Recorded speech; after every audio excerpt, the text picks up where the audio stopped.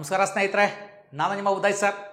ಇಂದು ನಾವು ಗುರುದೇವ IAS KS academy ಧಾರವಾಡದಲ್ಲಿ ಈಗ NCERTಗೆ ಸಂಬಂಧಪಟ್ಟಂಗೆ, ಇತಿಹಾಸಕ್ಕೆ ಸಂಬಂಧಪಟ್ಟಂಗೆ, ಹಿಸ್ಟ್ರಿಗೆ ಸಂಬಂಧಪಟ್ಟಂಗೆ ಕ್ವಶನ್ಸ್ ಮತ್ತು ಆನ್ಸರ್ಸ್ಗಳನ್ನು, ಪ್ರಶ್ನೆ ಮತ್ತು ಉತ್ತರಗಳನ್ನು ನಾವೇನು ಮಾಡ್ತಾ ಹೋಗೋಣ, ಇವತ್ತು ಡಿಸ್ಕಸ್ ಮಾಡ್ತಾ ಹೋಗೋಣ. ಅಂದರೆ ಲಾಸ್ಟ್ ಕ್ಲಾಸಲ್ಲಿ ಇಂಡಸ್ ವ್ಯಾಲಿ ಸಿವಿಲೈಸೇಷನ್ಗೆ ಸಂಬಂಧಪಟ್ಟಂಗೆ 15 ಕ್ವಶನನ್ನು ನಾವು ಚರ್ಚೆ ಮಾಡ್ಕೊಂಡಿದ್ವಿ. ಈಗ ಅದರ ಪಾರ್ಟ್ 2 ಇಂಡಸ್ ವ್ಯಾಲಿ ಸಿವಿಲೈಸೇಷನ್ಗೆ ಸಂಬಂಧಪಟ್ಟಂಗೆ ಉಳಿದ ಕ್ವಶನ್ಗಳನ್ನು ಮತ್ತೆ ಚರ್ಚೆ ಮಾಡ್ತಾ ಹೋಗೋಣ. ಮತ್ತೆ ಮುಂದಿನ ತರಗತಿಯಲ್ಲೂ ಸಹಿತ ಈ ಒಂದು ಟೋಟಲ್ 3 ಪಾರ್ಟ್ಗಳಲ್ಲಿ ಇಂಡಸ್ ವ್ಯಾಲಿ ಸಿವಿಲೈಸೇಷನ್ ಸಿಗುತ್ತೆ. ಹಾಗಾಗಿ ನೆಕ್ಸ್ಟ್ ವಿಡಿಯೋದಲ್ಲಿ ಮತ್ತೆ ಅಲ್ಲಿ ಸಿಗೋಣ ನಾವು.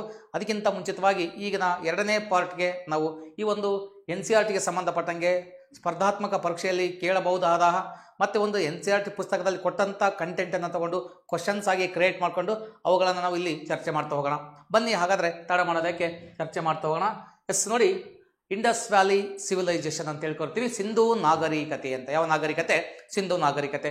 ಸಿಂಧೂ ನಾಗರಿಕತೆಗೆ ಸಂಬಂಧಪಟ್ಟಂಗೆ NCERT ಕ್ವಶನ್ಸ್ ಅಂಡ್ ಆನ್ಸರ್ಸ್ ಅಂತ, ಅಂದರೆ ಸ್ಪರ್ಧಾತ್ಮಕ ಪರೀಕ್ಷೆಗೆ ಕೇಳಬಹುದಾದ NCERT ಪುಸ್ತಕದಲ್ಲಿರುವಂಥ ಓಲ್ಡ್ NCERT ಆಗಿರ್ಬೋದು, ನ್ಯೂ NCERT ಆಗಿರ್ಬೋದು, ಅಲ್ಲಿರುವಂಥ ಒಂದು ಕ್ವಶನ್ಸನ್ನು ತಗೊಂಡು, ಅಂದರೆ ಕಾನ್ಸೆಪ್ಟ್ಗೆ ಕ್ವಶನ್ಸನ್ನು ಕ್ರಿಯೇಟ್ ಮಾಡಿಕೊಂಡು ಅವುಗಳನ್ನು ನಾವಿಲ್ಲಿ ಕ್ಲಿಯರ್ ಮಾಡ್ತಾ ಹೋಗೋಣ.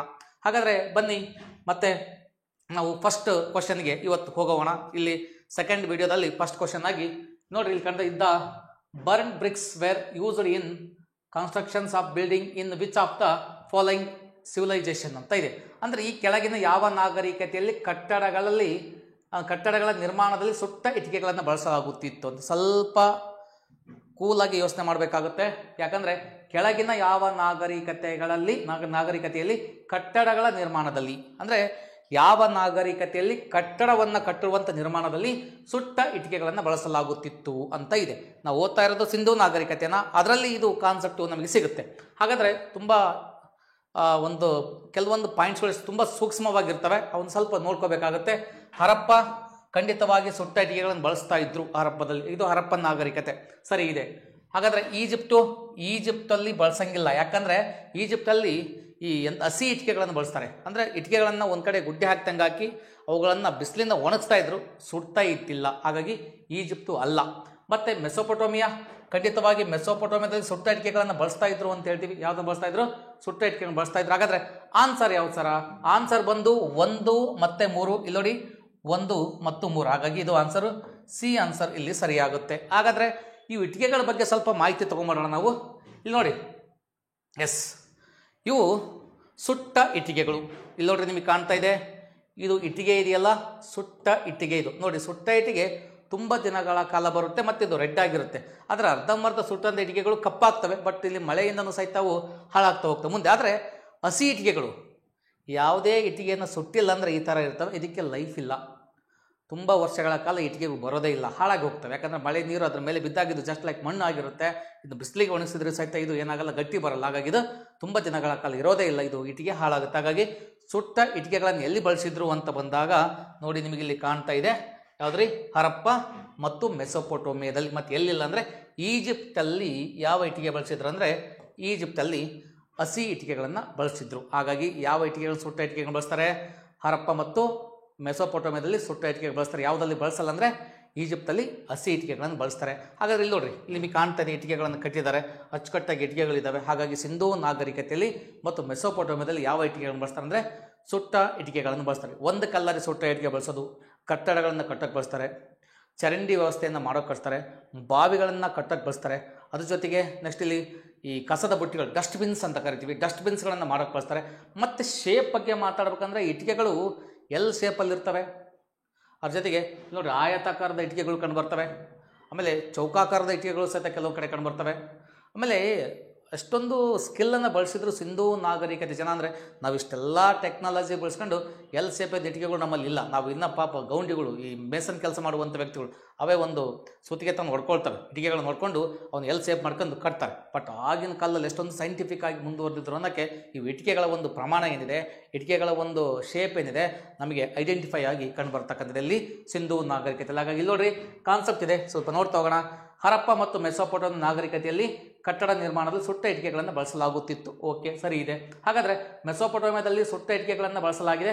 ಆದರೆ ಹರಪ್ಪನಿಗಿಂತ ಸಣ್ಣ ಪ್ರಮಾಣದಲ್ಲಿ ಈಜಿಪ್ಟ್ನಲ್ಲಿ ಮುಖ್ಯವಾಗಿ ಒಣಗಿದ ಇಟ್ಟಿಗೆಗಳನ್ನು ನಿಮಗೆ ಹೇಳಿದೆ ನಾನು. ಈಜಿಪ್ಟಲ್ಲಿ ಒಣಗಿದ ಇಟ್ಟಿಗೆಗಳನ್ನು ಬಳಸಿದ್ರು ಅಂತ ಇಲ್ಲಿ ಕಾಣ್ತಾರೆ ನಿಮಗೆ. ಇದು ಒಣಗಿದ ಇಟ್ಟಿಗೆಗಳು ಅಂತ. ಹಾಗಾಗಿ ಒಣಗಿದ ಇಟ್ಟಿಗೆಗಳನ್ನು ಎಲ್ಲಿ ಬಳಸ್ತಾರೆ? ಈಜಿಪ್ಟಲ್ಲಿ ಬಳಸ್ತಾರೆ. ಬಟ್ ಹರಪ್ಪದಲ್ಲಿ ಏನು ಬಳಸ್ತಾರೆ?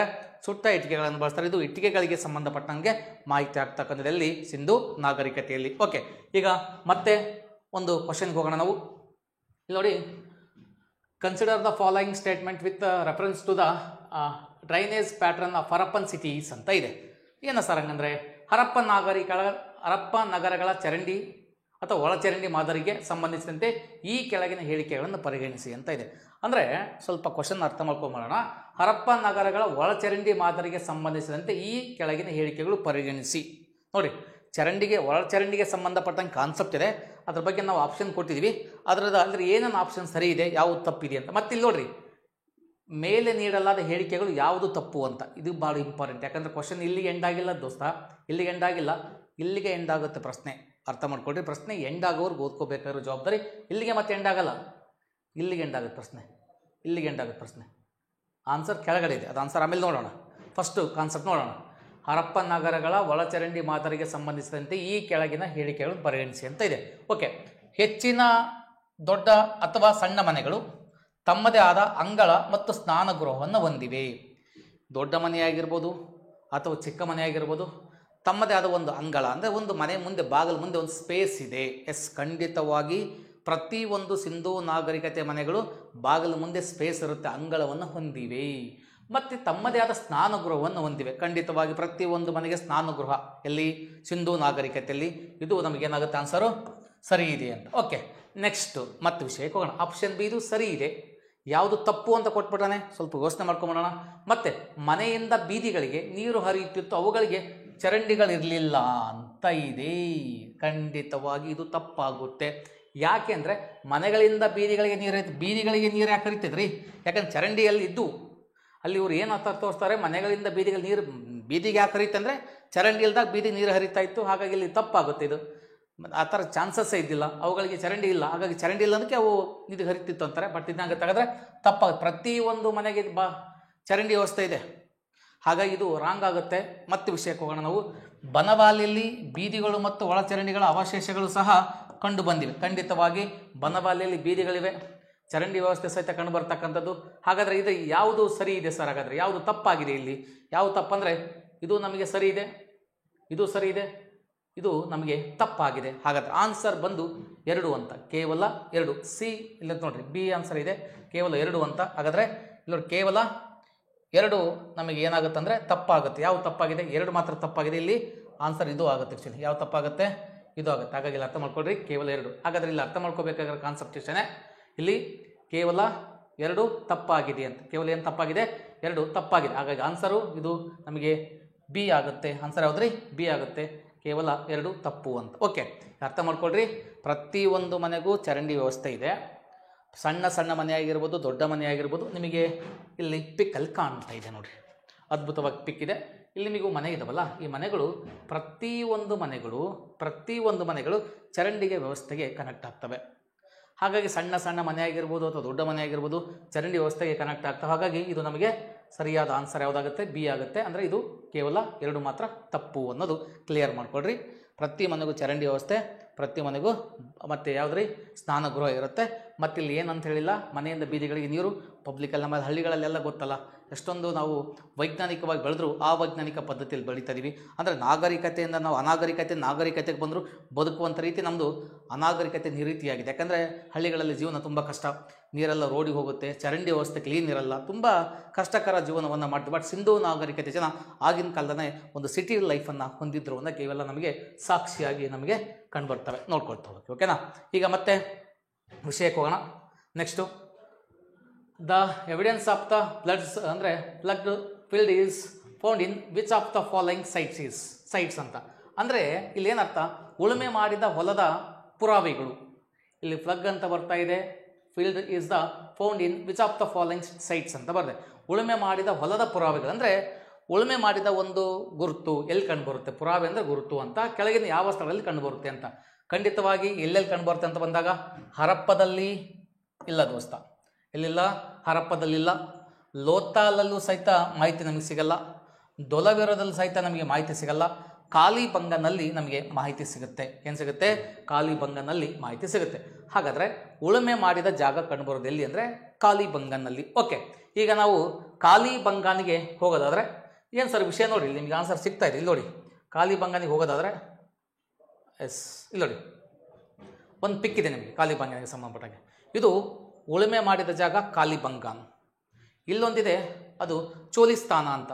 ಇದು ಇಂಪಾರ್ಟೆಂಟ್ ಪಾಕಿಸ್ತಾನದ ಒಂದು ಥಾರ್ ಮರುಭೂಮಿಯಲ್ಲಿ ಕಂಡುಬರ್ತಕ್ಕಂಥ ಚೋಲಿಸ್ತಾನ. ಈ ಚೋಲಿಸ್ತಾನದಲ್ಲಿ ಸಹಿತ ಉಳುಮೆ ಮಾಡಿದರೆ ಸಿಗುತ್ತೆ. ಉಳುಮೆ ಮಾಡಿದ ಜಾಗ ಒಂದು ಚೋಲಿಸ್ತಾನ, ಒಂದು ಇನ್ನೊಂದು ಇದಿದೆಯಲ್ಲ ನಿಮಗೆ ಯಾವುದರದು ಕಾಲಿಬಂಗಾನ್. ಈ ಎರಡೂ ಪ್ಲೇಸಲ್ಲಿ ನಮಗೆ ಉಳುಮೆ ಮಾಡಿದ ಜಾಗ ಕಂಡುಬರುತ್ತೆ. ಅಂದರೆ ಉಳುಮೆ ಮಾಡಿದ ಗುರುತು ನಮಗೆ ಕಂಡುಬರ್ತಕ್ಕಂಥದ್ದು ಎಲ್ಲಿ ಅಂದರೆ ಕಾಲಿಬಂಗಾನಲ್ಲಿ. ಮತ್ತೊಂದು ಯಾವುದ್ರಿ ಚೋಲಿಸ್ತಾನ ಅಂತ ಇದೆ. ಯಾವ ಸ್ಥಾನ? ಚೋಲಿಸ್ತಾನ. ಈಗ ಸ್ವಲ್ಪ ವಿಷಯಕ್ಕೆ ಹೋಗಿ, ಇಲ್ಲಿ ವಿಷಯ ನಮಗೆ ನೋಡ್ಕೊಂಡು ಮತ್ತೆ ವಿಷಯಕ್ಕೆ ಹೋಗೋಣ. ಹಾಗಾದರೆ ಆರಂಭಿಕ ಹರಪ್ಪ ಮತ್ತು ಮೊಹೆಂಜೊದಾರೋಗೆ ನೋಡಿಲಿ, ಆರಂಭಿಕ ಹರಪ್ಪ ಮಟ್ಟಗಳಿಗೆ ಸಂಬಂಧಿಸಿದಂತೆ ಕಾಲಿಬಂಗಾನ್ ಅಂದರೆ ರಾಜಸ್ಥಾನ, ಕಾಲಿಬಂಗಾನ್ ಇಲ್ಲಿದೆ ರಾಜಸ್ಥಾನ. ಕಾಲಿಬಂಗಾನ್ ಬಗ್ಗೆ ಆಮೇಲೆ ನೋಡ್ಕೊಳ್ಳೋಣ ಒಂದು ನಿಮಿಷ ಬಿಟ್ಟು. ಪುರಾತತ್ವಜ್ಞರು ಉಳುಮೆ ಮಾಡಿದ ಹೊಲದ ಪುರಾವೆಗಳನ್ನು ಕಂಡುಕೊಂಡಿದ್ದಾರೆ. ಚೋಲಿಸ್ತಾನ್ ಅಂತ ನಿಮ್ಗೆ ಹೇಳಿದೆ ನಾನು. ಈ ಚೋಲಿಸ್ತಾನ ಪಾಕಿಸ್ತಾನದ ಒಂದು ಥಾರ್ ಮರುಭೂಮಿಯಲ್ಲಿ ಕಂಡುಬರ್ತಕ್ಕಂಥದ್ದು. ಬನವಾಲಿ ಹರಿಯಾಣದಲ್ಲಿ ಕಂಡುಬರ್ತಕ್ಕಂಥದ್ದು. ನೇಗಿಲಿನ ಟೆರಾಕೋಟಾ ಮಾದರಿಗಳು ನಮಗೆ ಕಂಡುಬರ್ತವೆ. ಬನವಾಲಿಯಲ್ಲೂ ಸಹಿತ ಕಂಡುಬರ್ತವೆ, ಅದ್ರ ಜೊತೆಗೆ ಮತ್ತು ರಾಜಸ್ಥಾನದಲ್ಲಿ ಸಹ ಕಂಡುಬರ್ತಕ್ಕಂಥದ್ದು. ಮತ್ತೊಂದು ಇಂಪಾರ್ಟೆಂಟ್ ಏನಂದರೆ ಚೋಲಿಸ್ತಾನ. ಈ ಪ್ಲೇಸಲ್ಲಿ ಏನು ಕಂಡುಬರ್ತವೆ ನಮಗೆ ಉಳುಮೆ ಮಾಡಿದ ಪುರಾವೆಗಳು ಸಹಿತ ಕಂಡುಬರ್ತವೆ ಅಂತ ಹೇಳ್ತೀವಿ. ಹಾಗಾದರೆ ಇಲ್ಲಿ ಸ್ವಲ್ಪ ನೋಡ್ತಗೋಣ. ಈ ಕಾಲಿಬಂಗಾನ್ ಅಂತ ಕರಿತೀವಿ ರೀ, ಕಾಲಿಬಂಗಾನ್. ಸರ್ ಕಾಲಿಬಂಗಾನಲ್ಲಿ ಏನು ಕಂಡುಬರ್ತವೆ ಸರ್? ಕಾಲಿಬಂಗಾನ್ ಇಂಪಾರ್ಟೆಂಟು ಘೋಷ್ ಮತ್ತು ತಾಪರ್ ಇದನ್ನ ಉತ್ಖನನ ಮಾಡ್ತಾರೆ, ಕಾಲಿಬಂಗಾನ್ ನಗರವನ್ನು, ಅಥವಾ BK ತಾಪರ್ ಅಂತ ಉತ್ಖನನ ಮಾಡ್ತಾರೆ ಕಾಲಿಬಂಗಾನ್ ನಗರವನ್ನು. ಹಾಗಾದರೆ ಕಾಲಿಬಂಗಾನ್ ನಗರದಲ್ಲಿ ಏನೇನು ಕಂಡುಬರುತ್ತೆ? ಕಾಲಿಬಂಗಾನ್ ನಗರ ಇಂಪಾರ್ಟೆಂಟ್ ಕಂಡುಬರ್ತಕ್ಕಂಥ ರಾಜಸ್ಥಾನ. ಕಾಲಿಬಂಗಾನ್ ನಗರ ಕಂಡುಬರೋದು ಎಲ್ಲಿ ಅಂದರೆ ಇದು ರಾಜಸ್ಥಾನದಲ್ಲಿ ಕಾಲಿಬಂಗಾನ್ ನಗರ ಕಂಡುಬರುತ್ತೆ. ಓಕೆ, ಇನ್ನು ಇದು ಯಾವ ನದಿಯ ದಂಡೆ ಮೇಲಿದೆ ಅಂದರೆ ಇದು ಸರಸ್ವತಿ ನದಿಯ ದಂಡೆ ಮೇಲಿದೆ. ಕಾಲಿಬಂಗಾನ್ ನಗರ ಇದೆಯಲ್ಲ, ಇದು ಯಾವ ನದಿ ದಂಡೆ? ಸರಸ್ವತಿ ನದಿಯ ದಂಡೆ ಮೇಲೆ ಕಂಡುಬರ್ತಕ್ಕಂಥದ್ದು ಕಾಲಿಬಂಗಾನ್ ನಗರ. ಓಕೆ, ಮತ್ತಿನ್ನೇ ಇದೇ ಕಾಲಿಬಂಗಾನ್ ಬಗ್ಗೆ ಮಾತಾಡ್ಬೇಕಂದ್ರೆ ಈ ಕಾಲಿಬಂಗಾನ್ ನಗರದಲ್ಲಿ ಏನು ಸರ್ ಇದು ನೋಡ್ರಿ, ಇದು ಭೂಕಂಪದಿಂದ ಅವನತಿ ಹೊಂದಿದ ಏಕೈಕ ನಗರ ಅಂತ ಕರೀತಾರೆ. ಭೂಕಂಪದಿಂದ ಅವನತಿ ಹೊಂದಿದ ಏಕೈಕ ನಗರ ಅಂತ, ಭೂಕಂಪದಿಂದ ಅವನತಿ ಹೊಂದಿದ ಏಕೈಕ ನಗರ. ಮತ್ತಿದೇ ಕಾಲಿಬಂಗಾನಲ್ಲಿ ಒಂದು ಶಿವನ ಮೂರ್ತಿ ಸಹಿತ ಸಿಕ್ಕಿದೆ. ಶಿವಲಿಂಗು ಅಂತೀವಿ, ಶಿವನ ಮೂರ್ತಿ ಅನ್ನೋದಕ್ಕಿಂತ ಶಿವಲಿಂಗು ನಮಗೆ ಪತ್ತೆಯಾಗಿದೆ ಕಾಲಿಬಂಗಾನಲ್ಲಿ. ಸರ್ ಕಾಲಿಬಂಗಾನ್ ಅಂದರೆ ಮೀನಿಂಗ್ ಏನು ಸರ? ಕಾಲಿಬಂಗಾನ್ ಅಂದರೆ ಕಪ್ಪು ಮಣ್ಣಿನ ಬಳೆ ಎಂದರ್ಥ. ಕಾಲಿಬಂಗಾನ್ ಅಂದರೆ ಕಪ್ಪು ಮಣ್ಣಿನ ಬಳೆ ಎಂದರ್ಥ. ಯಾವ ಮಣ್ಣಿನ ಬಳೆ? ಕಪ್ಪು ಮಣ್ಣಿನ ಬಳೆ. ಕಾಲಿಬಂಗಾನ್ ಅಂದರೆ ಕಪ್ಪು ಮಣ್ಣಿನ ಬಳೆ. ಹಾಗಾದರೆ ಕಾಲಿಬಂಗಾನಲ್ಲಿ ಏನು ಕಂಡು ಬರ್ತಾವೆ ಸರ್? ಕಾಲಿಬಂಗಾನಲ್ಲಿ ನೋಡ್ರಿ ನಿಮ್ಗೆ ಹೇಳಿದ್ದೆ ಉಳುಮೆ ಮಾಡಿದ ಜಾಗ, ಉಳುಮೆ ಮಾಡಿದ ಜಾಗ ಅಂತ ಕರ್ಕೊಳ್ತೀವಿ. ಅದ್ರ ಜೊತೆಗೆ ಒಂದು ಕಡೆ ಮಾರ್ಬಲ್ ಹಾಕಿದ್ದಾರೆ. ಮಾರ್ಬಲ್ ಅಂದರೆ ಬೆಡ್ ಆಫ್ ಮಾರ್ಬಲ್ ಅಂತೀವಿ, ಅದು ಕಂಡು ಬರ್ತಕ್ಕಂಥದ್ದು. ಮತ್ತು ಅದ್ರ ಜೊತೆಗೆ ಇಂಪಾರ್ಟೆಂಟಾಗಿ ಈ ಮರದ ಹಲಗೆಯಿಂದ ಮಾಡಿದಂಥ ಕಾಲುವೆ, ಮರದ ಹಲಗೆಯ ಕಾಲುವೆ ಅಂತ ಕರ್ಕೊಳ್ತೀವಿ. ಅದು ಎಲ್ಲಿ ಕಂಡು ಬರುತ್ತೆ? ಕಾಲಿಬಂಗಾನ್ ಕಂಡು ಬರುತ್ತೆ. ಮರದ ಹಲಗೆಯ ಕಾಲುವೆ ಕಂಡು ಬರೋದು ಎಲ್ಲಿ ಅಂದರೆ ಕಾಲಿಬಂಗಾನ್ ಅಂತೇಳಿ ಕರಿತೀವಿ. ಯಾವ ಬಂಗಾನ? ಕಾಲಿಬಂಗಾನ್. ಓಕೆ, ಇದು ನಮಗೆ ಕಾಲಿಬಂಗಾನಿಗೆ ಸಂಬಂಧಪಟ್ಟಂಗೆ ಮಾಹಿತಿ. ಆದರೆ ಇನ್ನು ನಮಗೆ ಇಂಪಾರ್ಟೆಂಟಾಗಿ ಇದು ನಮಗೆ ಇಂಪಾರ್ಟೆಂಟ್ ಆಗುತ್ತೆ. ಇಷ್ಟಿಷ್ಟು ಕಾನ್ಸೆಪ್ಟು ಯಾವುದಕ್ಕೆ ಸಂಬಂಧಪಟ್ಟಂಗೆ? ಕಾಲಿಬಂಗಾನಿಗೆ ಸಂಬಂಧಪಟ್ಟಂಗೆ. ಈಗ ಮತ್ತೆ ನಾವು ವಿಷಯಕ್ಕೆ ಹೋಗೋಣ, ನೆಕ್ಸ್ಟ್ ಕ್ವಶನ್ಗೆ ಹೋಗೋಣ. Among the which of the following sites the terracotta models of plug has been founded ಅಂತ ಇದೆ. ಅಂದರೆ ಕೆಳಗಿನ ಯಾವ ಸ್ಥಳಗಳಲ್ಲಿ ನೇಗಿಲಿನ ಟೆರಾಕೋಟಾ ಮಾದರಿಗಳು ಕಂಡು ಬಂದಿದೆ ಅಂತ ಆಗಲೇ ನಾವು ನೋಡ್ತಾ ಹೋಗಿದ್ದೀವಿ. ಯಾವ ಪ್ಲೇಸ್ ಅಂತ ಬಂದಾಗ ಇಲ್ಲಿ ನೋಡ್ರಿ ಇಂಪಾರ್ಟೆಂಟಾಗಿ ನೋಡ್ತಾ ಹೋಗೋಣ ನಾವು. ಯಾವುದಂತ ಬಂದಾಗ ಇಲ್ಲಿ ನೋಡಿ, ಈ ಚಾನುದಾರೋದಲ್ಲಿ ಈ ಥರ ಇಲ್ಲ. ಚೋಲಿಸ್ತಾನ ಅಂತೇಳಿದೆ, ಖಂಡಿತವಾಗಿ ಚೋಲಿಸ್ತಾನದಲ್ಲಿದೆ. ಮತ್ತು ಅದ್ರ ಜೊತೆಗೆ ಬನವಾಲಿ ಅಂತೇಳಿದೆ, ಬನವಾಲಿ ಸಹಿತ ಇದೆ. ಹಾಗಾಗಿ ರಾಖಿ ಗಡಿಯಲ್ಲಿಲ್ಲ ಮತ್ತು ಚಾನುದಾರದಲ್ಲಿ. ಹಾಗಾಗಿ 2 ಮತ್ತು 3 ಅಂತ ಏನಿದೆ ಇದು ಆನ್ಸರ್ ನಮಗೆ ಸರಿಯಾಗುತ್ತೆ. 2 ಮತ್ತು 3 ಅಂತ. ಹಾಗಾದರೆ ಅರ್ಥ ಮಾಡ್ಕೊಳ್ರಿ, ಇಂಪಾರ್ಟೆಂಟಾಗಿ ಈ ಟೆರಾಕೋಟಾ ನೇಗಿಲಿನ ಒಂದು ಚಿತ್ರ ಇದಾವಲ್ಲ, ನಿಮಗೆ ಒಂದು ಎಕ್ಸಾಂಪಲ್ ನಿಮಗೆ ಚಿತ್ರ ಕಾಣ್ತಾ, ಎಕ್ಸಾಂಪಲ್ ಅಲ್ಲ ಅವೇ ಇವು, ನೇಗಿಲಿನ ಚಿತ್ರ ಕಾಣ್ತಾ ಇದೆ. ಇದು ಟೆರಾಕೋಟಾ. ಟೆರಾಕೋಟಾ ಅಂದರೆ ಹೆಂಗೆ ಗೊತ್ತಾ? ಟೆರಾಕೋಟಾ ಅಂದರೆ ಜೇಡಿ ಮಣ್ಣು ಮತ್ತು ಬಳಪದ ಕಲ್ಲನ್ನು ಸಮ ಪ್ರಮಾಣದಲ್ಲಿ ಪುಡಿ ಮಾಡಿ ಅದನ್ನು ನಾವು ಒಂದು ಅಚ್ಚಪಡಿಗೆ ಹಾಕಿ ಅದನ್ನು ಸುಡ್ತಾ ಇದ್ರು. ಆಮೇಲೆ ಇವು ಥರ ಮಾಡಲ್ಸ್ ಆಗ್ತಾ ಇದ್ದು ನಾವು ಟೆರಾಕೋಟಾ ಅಂತ ಕರಿತೀವಿ. ಹಾಗಾದರೆ ಇವು ಎಲ್ಲಿ ಕಂಡು ಬರ್ತಾವಂದರೆ ಚೋಲಿಸ್ತಾನದಲ್ಲಿ ಕಂಡು ಬರ್ತಕ್ಕಂಥವು, ಬನವಾಲಿಯಲ್ಲಿ ಕಂಡು ಬರ್ತದೆ. ಮತ್ತು ಇನ್ನೊಂದು ಜೊತೆಗೆ ಈ ಕೆಲವೊಂದು ಪ್ಲೇಸಸ್ಸಲ್ಲಿ ಇವು ಮೇಲೆ ಇನ್ನೊಂದು ಯಾವುದ್ರಿ, ಈ ಲೋತಾಲಲ್ಲೂ ಸಹಿತ ನಮಗೆ ಧೋಲವೀರದಲ್ಲಿ ಸಹಿತ ನಮಗೆ ಕಂಡು ಬರ್ತವೆ. ಈ ಥರ ಕೆಲವೊಂದು ಪ್ಲೇಸಸ್ ನಮಗೆ ಕಂಡು ಬರ್ತವೆ. ಹಾಗಾಗಿ ಇಲ್ಲಿ ನಮಗೆ ಇಲ್ಲಿ ಕೆಲವೊಂದು ಕಾನ್ಸೆಪ್ಟ್ ನೋಡ್ಕೊಳ್ತಾ ಹೋಗ್ತೀವಿ. ಇಲ್ಲಾಂದರೆ ಚೋಲಿಸ್ತಾನ ಮತ್ತು ಬನವಾಲಿಯಲ್ಲಿ ಟೆರಾಕೋಟಾ ನೋಡ್ರಿ, ಇಲ್ಲಿದೆ ನೇಗಿಲಿನ ಟೆರಾಕೋಟಾ ಮಾದರಿಗಳು ಚೋಲಿಸ್ತಾನ ಮತ್ತು ಬನವಾಲಿಯಲ್ಲಿ ಕಂಡು ಬರ್ತವೆ ಅಂತ. ಹಾಗಾದರೆ ಚೋಲಿಸ್ತಾನ ಎಲ್ಲಿದೆ ಸರ್? ಅದು ಇಂಪಾರ್ಟೆಂಟ್. ಚೋಲಿಸ್ತಾನ ಕಂಡು ಬರ್ತಕ್ಕಂಥದ್ದು ಪಾಕಿಸ್ತಾನದ ಕಂಡು ಬರ್ತಕ್ಕ ಥಾರ್ ಮರುಭೂಮಿ, ನಿಮಗಾಗಲೇ ಹೇಳಿದೆ ನಾನು ಪಾಕಿಸ್ತಾನದ ಥಾರ್ ಮರುಭೂಮಿಯಲ್ಲಿ ಚೋಲಿಸ್ತಾನ ಕಂಡು ಬರುತ್ತೆ ಅಂತ. ಹಾಗಾದರೆ ಬನವಾಲಿ ಹರಿಯಾಣದಲ್ಲಿದೆ. ಬನವಾಲಿ ಕಂಡು ಬರೋದಿಲ್ಲ ಅಂದರೆ ಹರಿಯಾಣದಲ್ಲಿ ಬನವಾಲಿ ಕಂಡು ಬರುತ್ತೆ. ಇದು ಹರಪ್ಪ ನಾಗರಿಕತೆಯಲ್ಲಿ ಪ್ರವರ್ಧಮಾನಕ್ಕೆ ಬರುತ್ತಿದ್ದ ಕೃಷಿಯ ಪ್ರಚಲತೆಯನ್ನು ಸೂಚಿಸುತ್ತದೆ. ಅಂದರೆ ಸಿಂಧೂ ನಾಗರಿಕತೆ ಜನ ಈ ಕೃಷಿಯನ್ನು ಮಾಡ್ತಾ ಇದ್ರು ಅನ್ನೋಕ್ಕೆ ನಿಮಗೆಲ್ಲ ಇವು ಸಾಕ್ಷಿ ಆಗ್ತವೆ. ಕಾಲಿಬಂಗನಲ್ಲೂ ಸಹಿತ ಉಳುಮೆ ಮಾಡಿದ ಹೊಲದ ಪುರಾವೆಗಳು ಕಂಡುಬರ್ತವೆ. ನಿಮಗಾಗಲೇ ಹೇಳಿದೆ ನಾನು ಕಾಲಿಬಂಗನಲ್ಲಿ ಉಳುಮೆ ಮಾಡಿದ ಜಾಗ ಕಂಡುಬರುತ್ತೆ ಅಂತ ಹೇಳ್ತಾ ಹೋಗಿದ್ದೆ. ಮತ್ತು ಪಾಕಿಸ್ತಾನದ ಸಿಂಧ್ ಪ್ರದೇಶದಲ್ಲೂ ಸಹಿತ ಚಾನುದಾರೋ ಬಹುತೇಕ ಕರಕುಶಲ ಉತ್ಪಾದನೆಗೆ ಸಂಬಂಧಪಟ್ಟಂತೆ ಹರಿಯಾಣದಲ್ಲಿರುವಂಥ ರಾಕಿಗರಿ ಭಾರತದ ಅತಿ ದೊಡ್ಡ ಹರಪ್ಪ ತಾಣವಾಗಿದೆ. ಇಲ್ಲಿ ನೋಡಿ, ಈ ರಾಕಿಗರಿ ಅಂತ ಇದೆಯಲ್ಲ, ರಾಕಿಗರಿ ಭಾರತ ದೇಶ ಅಂದರೆ ಟೋಟಲ್ ಸಿಂಧೂ ನಾಗರಿಕತೆ ಭಾರತ, ಪಾಕಿಸ್ತಾನ, ಅಫ್ಘಾನಿಸ್ತಾನದಲ್ಲಿದೆ. ಆದರೆ ಟೋಟಲ್ ಭಾರತದಲ್ಲಿ ಅತ್ಯಂತ ಸಿಂಧೂ ನಾಗರಿಕತೆಯ ದೊಡ್ಡ ತಾಣ ಯಾವುದಂದ್ರೆ ರಾಕಿಗರಿ. ಯಾವುದಿದು? ರಾಕಿಗರಿ ಅಂತ ಕರಿತೀವಿ. ಇನ್ನು ಚಾನುದಾರೋ ಬಗ್ಗೆ ಮಾತಾಡ್ಬೇಕಂದ್ರೆ ಅದ್ಭುತವಾದ ಒಂದು ಕಾನ್ಸೆಪ್ಟನ್ನು ಹೊಂದಿರತಕ್ಕಂಥ ಚಾನುದಾರೋ ಅಂತೀವಿ. ಯಾವುದಾರೋ ಇದು ಚಾನುದಾರೋಕ್ಕೆ ಸಂಬಂಧಪಟ್ಟಂಗೆ ಅದ್ಭುತವಾದ ಕಾನ್ಸೆಪ್ಟ್ ಅನ್ನು ಹೊಂದಿರತಕ್ಕಂಥ ಪ್ಲೇಸು ಚಾನುದಾರೋ. ಹಾಗಾದರೆ ಇಲ್ಲಿ ಏನಿದೆ ಸರ್? ಇಲ್ಲಿ ಗೊಂಬೆ ತಯಾರಿಕಾ ಕೇಂದ್ರ ಚಾನುದಾರೋ, ಗೊಂಬೆ ತಯಾರಿಕಾ ಕೇಂದ್ರ ಚಾನುದಾರೋ, ಮತ್ತೆ ಮಣಿ ತಯಾರಿಕಾ ಕೇಂದ್ರ ಚಾನುದಾರೋ, ಮಣಿ ತಯಾರಿಕಾ ಕೇಂದ್ರ ಚಾನುದಾರೋ, ಮತ್ತೆ ಇಲ್ಲಿ ಇಂಕ್ ಬಾಟಲ್ ಅಂತ ಕರಿತೀವಿ, ಇಂಕ್ ಬಾಟಲ್ ಕಂಡು ಬರ್ತಕ್ಕಂಥದ್ದು ಚಾನುದಾರದಲ್ಲಿ. ಮತ್ತು ಅದ್ರ ಜೊತೆಗೆ ಇಲ್ಲಿ ಚಾನುದಾರದಲ್ಲಿ ಲಿಪ್ಟಿಕ್ ಅಂತ ಕರ್ಕೊಳ್ತೀವಿ, ಲಿಪ್ಟಿಕ್ ಅಥವಾ ತುಟಿಯ ಬಣ್ಣ ಅಂತ ಕರ್ಕೊಳ್ತೀವಿ, ಲಿಪ್ಟಿಕ್ ಕಂಡು ಬರ್ತಕ್ಕಂಥದ್ದು. ಮತ್ತು ಇಲ್ಲಿ ಚಾನುದಾರದ ಮನೆಗಳಿದಾವಲ್ಲ, ಪ್ರತಿ ಮನೆಗೂ ಸಹಿತ ಇಲ್ಲಿ ಏನಿಲ್ಲ, ಚರಂಡಿ ವ್ಯವಸ್ಥೆ ಇಲ್ಲ. ಹಾಗಾಗಿ ಚರಂಡಿ ಇಲ್ಲದ ಏಕೈಕ ನಗರ ಚಾನುದಾರೋ. ಮತ್ತು ಇಲ್ಲಿ ಮನೆಗಳಿಗೆ ಕಾಂಪೌಂಡ್ ಇಲ್ಲ, ಕೋಟೆ ಇಲ್ಲದ ನಗರ ಚಾನುದಾರೋ. ಮತ್ತು ಇದನ್ನು ಈ ಕೈಗಾರಿಕೆಗಳ ನಗರ ಅಂತಾರೆ ಅಥವಾ ಕಾರ್ಖಾನೆಗಳ ನಗರ ಅಂತ ಕರೀತಾರೆ, ಕೈಗಾರಿಕೆಗಳ ನಗರ ಅಂತ ಕರೀತಾರೆ. ಮತ್ತು ಇಂಪಾರ್ಟೆಂಟಾಗಿ ಚಾನುದಾರದ ಬಗ್ಗೆ ಮಾತಾಡ್ಬೇಕಂದ್ರೆ ಇಂಪಾರ್ಟೆಂಟಾಗಿ ಚಾನುದಾರದ ಕಾನ್ಸೆಪ್ಟ್ ಅಂದರೆ ಕಲ್ಲಿನಿಂದ ಕಟ್ಟಿರ್ತಕ್ಕಂಥ ಮನೆಗಳು ಕಂಡುಬರೋದು ಚಾನುದಾರೋ. ಕಲ್ಲಿನಿಂದ ಕಟ್ಟಿದ ಮನೆಗಳು ಕಂಡುಬರೋದು ಎಲ್ಲಿ ಅಂದರೆ ಚಾನುದಾರೋ ಅಂತ ಕರಿತೀವಿ. ಕಲ್ಲಿನಿಂದ ಕಟ್ಟಿದ ಮನೆಗಳು ಕಂಡುಬರೋದಿಲ್ಲ ಅಂದರೆ ಚಾನುದಾರೋ ಅಂತೇಳಿ ಕರ್ಕೊಳ್ತಾ ಹೋಗ್ತೀವಿ. ಇದು ನಮಗೆ ಯಾವುದಕ್ಕೆ ಸಂಬಂಧಪಟ್ಟಂಗೆ, ಈ ಒಂದು ಸ್ಪರ್ಧಾತ್ಮಕ ಪರೀಕ್ಷೆಯ ಪ್ರಶ್ನೆಗೆ ಸಂಬಂಧಪಟ್ಟಂಗೆ ಟೆರಾಕೋಟಾ ಎಲ್ಲೆಲ್ಲಿ ಕಂಡುಬರ್ತಾವೆ ಅಂದರೆ ಚೋಲಿಸ್ತಾನ, ಬನವಾಲಿ, ಮತ್ತೊಂದು ಯಾವ್ದ್ರಿ ಕಾಲಿಬಂಗನ್. ಜೊತೆ ಮತ್ತೊಂದು ಯಾಡ್ ಮಾಡ್ಕೊಳ್ರಿ, ಕಾಲಿಬಂಗನ್ ಅಂತ ಯಾಡ್ ಮಾಡ್ಕೊಂಡ್ರೆ ಕ್ಲಿಯರ್ ಆಗುತ್ತೆ. ಇದಕ್ಕೆ ನಮಗೆ ಟೆರಾಕೋಟದ ಯಾವುದಂದ್ರೆ ಈ ನೇಗಿಲಿನ ಚಿತ್ರಗಳು ಕಂಡುಬರೋದು ಈ ಪ್ಲೇಸಸ್ಸಲ್ಲಿ ಅಂತೇಳಿ ನಾವು ಇದನ್ನ ಕರಿತಾ ಹೋಗ್ತೀವಿ, ಚೋಲಿಸ್ತಾನ, ಬನವಾಲಿ ಮತ್ತು ಕಾಲಿಬಂಗನ್. ಓಕೆ, ಈಗ ಮತ್ತೆ ವಿಷಯಕ್ಕೆ ಹೋಗೋಣ, ಮತ್ತೊಂದು ಕ್ವಶನ್ಗೆ ಹೋಗೋಣ. ಎಸ್ ನೋಡಿ, evidence suggest that the irrigation of the probably required that the agriculture in the Harappan civilization which among the following sources water were used for irrigation purpose ಅಂತ ಇದೆ. ಅಂದರೆ ಹರಪ್ಪ ನಾಗರಿಕತೆಯಲ್ಲಿ ಕೃಷಿಗೆ ನೀರಾವರಿಗೆ ಅಗತ್ಯವಿತ್ತು ಎಂಬುದಕ್ಕೆ ಪುರಾವೆಗಳು ಸೂಚಿಸುತ್ತವೆ. ಈ ಕೆಳಗಿನ ಯಾವ ನೀರಿನ ಮೂಲಗಳನ್ನು ನೀರಾವರಿ ಉದ್ದೇಶಗಳಿಗೆ ಬಳಸ್ತಾ ಇತ್ತು ಅಂತ. ಅಂದರೆ ಇಲ್ಲಿ ಕೆಲವೊಂದು ಮೂಲಗಳನ್ನು ಕೊಟ್ಟಾರೆ, ನೀರಾವರಿ ಮಾಡ್ತಾಯಿದ್ರು, ಇರಿಗೇಷನ್ ಮಾಡ್ತಾಯಿದ್ರು, ಯಾವ ಮೂಲಗಳನ್ನು ಬಳಸ್ತಾ ಇದ್ರು ಅಂತ. ಓಕೆ, ಒಂದನ್ನೇ ನೋಡ್ತಾ ಹೋಗೋಣ. ಕಾಲುವೆಗಳು 100% ನೀರಾವರಿಗೆ ಕಾಲುವೆಗಳನ್ನು ಬಳಸ್ತಾ ಇದ್ರು, ನೆನ್ಪಿಟ್ಕೊಳ್ರಿ. ನೆಕ್ಸ್ಟು ಬಾವಿಗಳು, ಹೌದ್ರಿ, ಬಾವಿಗಳನ್ನು 100% ಬಳಸ್ತಾ ಇದ್ರು. ಮತ್ತು ನೀರಿನ ಜಲಾಶಯಗಳು ಅಂತೀವಿ, ಈ ನೀರಿನ ಜಲಾಶಯಗಳನ್ನು ಸಹಿತ ಸಿಂಧೂ ನಾಗರಿಕತೆಯಲ್ಲಿ ಬಳಸ್ತಾ ಇದ್ರು ಅಂತೇಳಿ ಕರೀತಾ ಹೋಗ್ತೀವಿ. ಹಾಗಾದರೆ ಕಾಲುವೆಗಳನ್ನು ಬಳಸ್ತಾ ಇದ್ರು, ಬಾವಿಗಳನ್ನು ಬಳಸ್ತಾ ಇದ್ರು, ನೀರಿನ ಜಲಾಶಯಗಳನ್ನು ಸಹಿತ ಬಳಸ್ತಾ ಇದ್ರು. ಇವು NCERT ಕೊಡ್ತಕ್ಕಂಥ ಎಕ್ಯುರೇಟ್ ಇನ್ಫಾರ್ಮೇಷನ್ ಆದ ಕಾರಣಕ್ಕಾಗಿ ನಿಮಗೆ ಇದನ್ನ ಕನ್ನಡದಲ್ಲಿ ಟ್ರಾನ್ಸ್ಲೇಟ್ ಮಾಡ್ಕೊಂಡು ಹೇಳುವಂಥ ಪ್ರಯತ್ನ ನಾವು ಮಾಡ್ತಾ ಇದೀವಿ. ನೋಡಿರಿ, ಇದು ವಿವರ ಇದೆ, ಹಾಗಾಗಿ ಸ್ವಲ್ಪ ಈ ಪಿಕ್ ಇದೆ ನೋಡಿ ಒಂದಿಲ್ಲಿ ನೋಡಿರಿ. ಇಲ್ಲಿ ಕಾಲುವೆಗಳ ಮೂಲಕವಾಗಿ ನೀರಾವರಿಯನ್ನು ಬಳಸ್ತಾ ಇದ್ರು. ಬಾವಿಗಳು ಇದ್ದು ರೀ, ಬಾವಿಗಳ ಮೂಲಕವಾಗಿ ನೋಡಿರಿ. ಆ್ಯಕ್ಚುಲಿ ಚರಂಡಿ ವ್ಯವಸ್ಥೆ ಇದು ಬಾವಿ ಅಲ್ಲ, ಬಾವಿ ಥರ ಕಾಣ್ತದೆ, ಬಾವಿ ಅಲ್ಲ. ಇದನ್ನು ನಾವೀಗ ಮ್ಯಾನ್ವಲ್ ಥರ ಮಾಡ್ತೀವಿ, ಗೊತ್ತಾ, ಮ್ಯಾನ್ವಲ್ ಅಂತ. ಆಗಿನ ಕಾಲಕ್ಕೆ ಚರಂಡಿ ಒಂದಕ್ಕೊಂದು ಸ್ವಲ್ಪ ದೂರ ಆದಾಗ ಚರಂಡಿ ನೀರು ಒಂದು ಕಡೆ ಹಿಂಗಿ ಒಳಗಡೆ ನೀರು ಹೋಗಲಿ ಅನ್ನೋ ಕಾರಣಕ್ಕೋಸ್ಕರ ಮ್ಯಾನ್ವಲ್ ಥರ ಮಾಡ್ತಿದ್ದೆ. ಇದನ್ನ ನಾವು ಬಹುಶಃ ಏನು ಕರಿತೀವಿ ಅಂದರೆ ಈಗ ಈ ಬಸಿ ಗುಂಡಿಗಳು ಅಂತ ಕರ್ಕೊಳ್ತೀವಿ, ಇಂಗು ಗುಂಡಿಗಳು ಮ್ಯಾನ್ವಲ್ ಮಾಡ್ತೀವಲ್ಲ. ಆಗಿನ ಕಾಲಕ್ಕೆ ಸಿಂಧೂ ನಾಗರಿಕತೆಯಲ್ಲಿ ಈ ಮ್ಯಾನ್ವಲ್ಗಳ ಬಗ್ಗೆ ಒಂದು ಸ್ಪಷ್ಟತೆ ಇತ್ತು ಅನ್ನೋಕ್ಕೆ ಇವೆಲ್ಲ ನೋಡಿ ಸುಟ್ಟ ಇಟಿಕೆಗಳನ್ನು ಬಳಸಿ ಕಟ್ಟಿದ್ದಾರೆ. ಎಷ್ಟೊಂದು ಸೈಂಟಿಫಿಕ್ ಆಗಿದ್ರು ಅನ್ನೋಕ್ಕೆ ಇವೆಲ್ಲ ನಮಗೆ ಎವಿಡೆನ್ಸಸ್ ಆಗ್ತವೆ ಸಿಂಧೂ ನಾಗರಿಕತೆ. ಓಕೆ, ಇಲ್ಲಿ ನೋಡಿ, ನಿಮಗೆ ಇಲ್ಲಿ ಕಾಣ್ತಾ ಇದೆ ದೋಸ್ತ, ಬಾವಿ ಅಂತ ಕಾಣ್ತದೆ. ಏನದು ಬಾವಿ. ಹಾಗಾದರೆ ಸಿಂಧೂ ನಾಗರಿಕತೆ ಜನ ಬಾವಿಗಳನ್ನು ಬಳಸ್ತಾ ಇದ್ರು ಅಂತ. ಏನು ಬಳಸ್ತಾ ಇದ್ರು? ಬಾವಿಗಳನ್ನು ಬಳಸ್ತಾ ಇದ್ರು ಅನ್ನೋಕ್ಕೆ ನಮಗೆಲ್ಲ ಎವಿಡೆನ್ಸಸ್ ಆಗಿ ಕಂಡು ಬರ್ತವೆ. ಓಕೆನಾ? ಈಗ ಮತ್ತೆ ಇಲ್ಲಿ ಏನಿದೆ ಆಗೋದಂದರೆ ವಿಷಯಕ್ಕೆ ಹೋಗೋಣ. ಕಾಲುವೆಗಳು, ಬಾವಿಗಳು ಮತ್ತು ಇಲ್ಲಿ ನೋಡ್ರಿ, ಕಾಲುವೆಗಳು, ಬಾವಿಗಳು ಮತ್ತು ನೀರಿನ ಜಲಾಶಯಗಳನ್ನು ನೀರಾವರಿ ಉದ್ದೇಶಗಳಿಗೆ ಬಳಸಲಾಗುತ್ತಿತ್ತು ಅಂತ. ಓಕೆ, ಸರಿ ಇದೆ ಎಂಬುದಕ್ಕೆ ಪುರಾವೆಗಳು ಸೂಚಿಸುತ್ತವೆ. ಅಫ್ಘಾನಿಸ್ತಾನದ ಸೋರ್ತ್ ಪೈನ್ ಹರಪ್ಪ ಸ್ಥಳದಲ್ಲಿ ಇಂಪಾರ್ಟೆಂಟ್ ಕಾಲುವೆಗಳು ಕಂಡು ಬಂದಿವೆ. ಹಾಗಾದ್ರೆ ನೋಡ್ರಿ, ಎಲ್ಲಿ ಕಂಡು ಬಂದಿವೆ ಅಂದರೆ ಕಾಲುವೆಗಳು ಹರಪ್ಪದ ಸೋರ್ತ್ ಪೈನ್ ಅಂತ ಒಂದು ಪ್ಲೇಸ್ ಇದೆ, ಅಲ್ಲಿ ಕಂಡು ಬರ್ತಕ್ಕಂಥದ್ದು. ಮತ್ತು ಅದ್ರ ಜೊತೆಗೆ ಆದರೆ ಪಂಜಾಬ್ ಅಥವಾ ಸಿಂಧ್ನಲ್ಲಿ ಅಲ್ಲ ಅಂತ. ಹಾಗಾದ್ರೆ ಎಲ್ಲಿ ಕಂಡು ಬರಲ್ಲ? ಪಂಜಾಬ್ ಮತ್ತು ಸಿಂಧ್ನಲ್ಲಿ ಕಂಡು ಬಂದಿಲ್ಲ ಅಂತ. ಯಾವುದ್ರಿ? ಬಾವಿಗಳು. ಬಹಳ ಹಿಂದೆಯ ಪ್ರಾಚೀನ ಕಾಲುವೆಗಳು ಹೂಳು ತುಂಬಿರುವುದು ಸಾಧ್ಯತೆ ಇದೆ.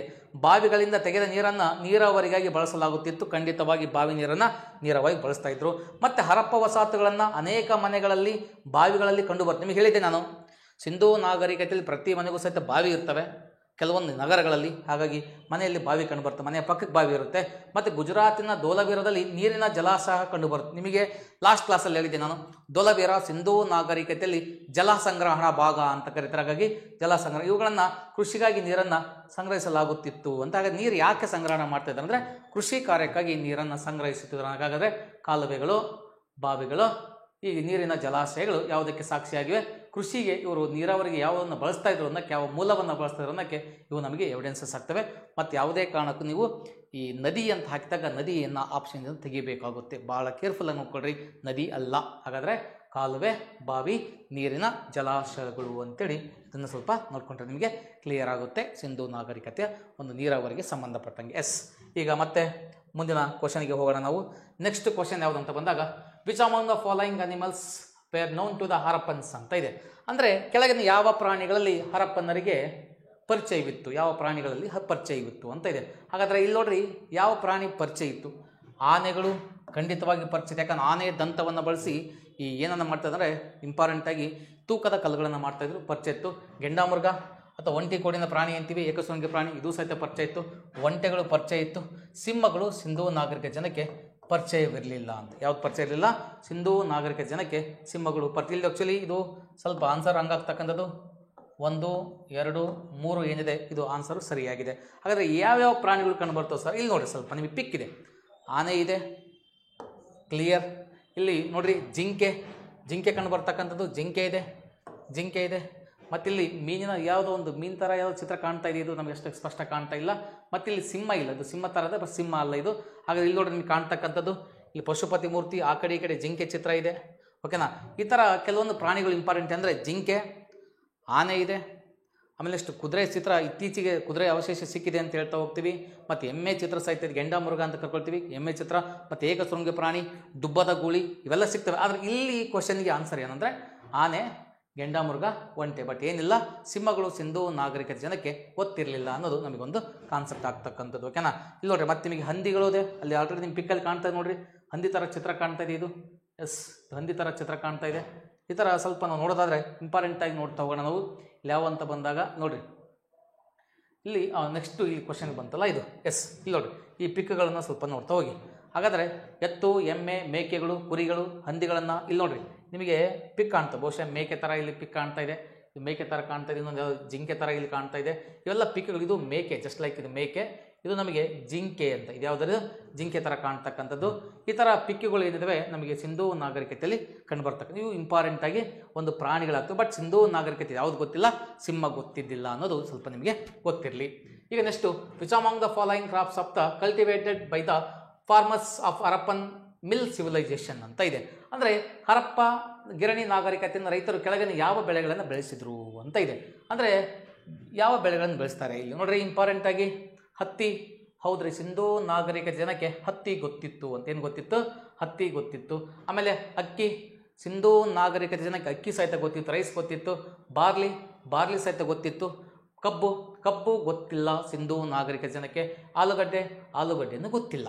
ಓಕೆ, ವಿಷಯಕ್ಕೆ ಹೋಗೋಣ. ಹಾಗಾದರೆ ಯಾವ್ಯಾವ ಬೆಳೆ ಗೊತ್ತಿತ್ತು? ತುಂಬ ಇದಾವೆ. ಇನ್ನು ಕಲ್ಲಂಗಡಿ ಇದೆ, ಖರ್ಜೂರ ಇದೆ, ಆಮೇಲೆ ಅಷ್ಟು ಗೋಧಿ ಇತ್ತು. ಅನೇಕ ಬೆಳೆಗಳ ಬಗ್ಗೆ ಮಾಹಿತಿ ಇದೆ ರೀ. ಆದರೆ ಇವಾಗ ಗೊತ್ತಿಲ್ಲ. ಕಬ್ಬು ಮತ್ತು ಆಲೂಗಡ್ಡೆ ಸಿಂಧೂ ನಾಗರಿಕತೆ ಜನಕ್ಕೆ ಗೊತ್ತಿಲ್ಲ. ಹಾಗಾಗಿ 1, 2, 3 ಸರಿ ಇದೆ ಅಂತ. 1, 2, 3 ಅಂತ ಇದೆ. ಇಲ್ಲಿ ನೋಡಿ, ಆನ್ಸರ್ ಬಂದು ಇಲ್ಲಿ ಇದು ಸ್ವಲ್ಪ ತಪ್ಪಾಗುತ್ತೆ. ಇದು 1, 2, 3 ಏನಿದೆ ಇದು ನಮಗೆ ಸಿ ಆನ್ಸರ್ ಇಲ್ಲಿ ಸರಿಯಾಗುತ್ತೆ. ಓಕೆ, ಇಲ್ಲಿ ನೋಡಿ ವಿಷಯಕ್ಕೆ ಹೋಗೋಣ. ಅದಕ್ಕಿಂತ ಮುಂಚೆ ಈ ಪಿಕ್ಗಳನ್ನು ಸ್ವಲ್ಪ ಹತ್ತಿ, ಅಕ್ಕಿ, ಬಾರ್ಲಿ ಹೇಗಿರುತ್ತೆ ಅಂತ ನೋಡೋಣ. ನಿಮಗೆಲ್ಲ ಗೊತ್ತಿರ್ತಕ್ಕಂಥ ವಿಷಯನೇ. ಇದು ರೈಸು, ಇದು ಹತ್ತಿ, ಕಾಟನ್, ಇದು ಬಾರ್ಲಿ ಅಂತ ಕರ್ಕೊಳ್ತೀವಿ. ಈ ಬೆಳೆಗಳು ಯಾರಿಗೆ ಗೊತ್ತಿದ್ದು?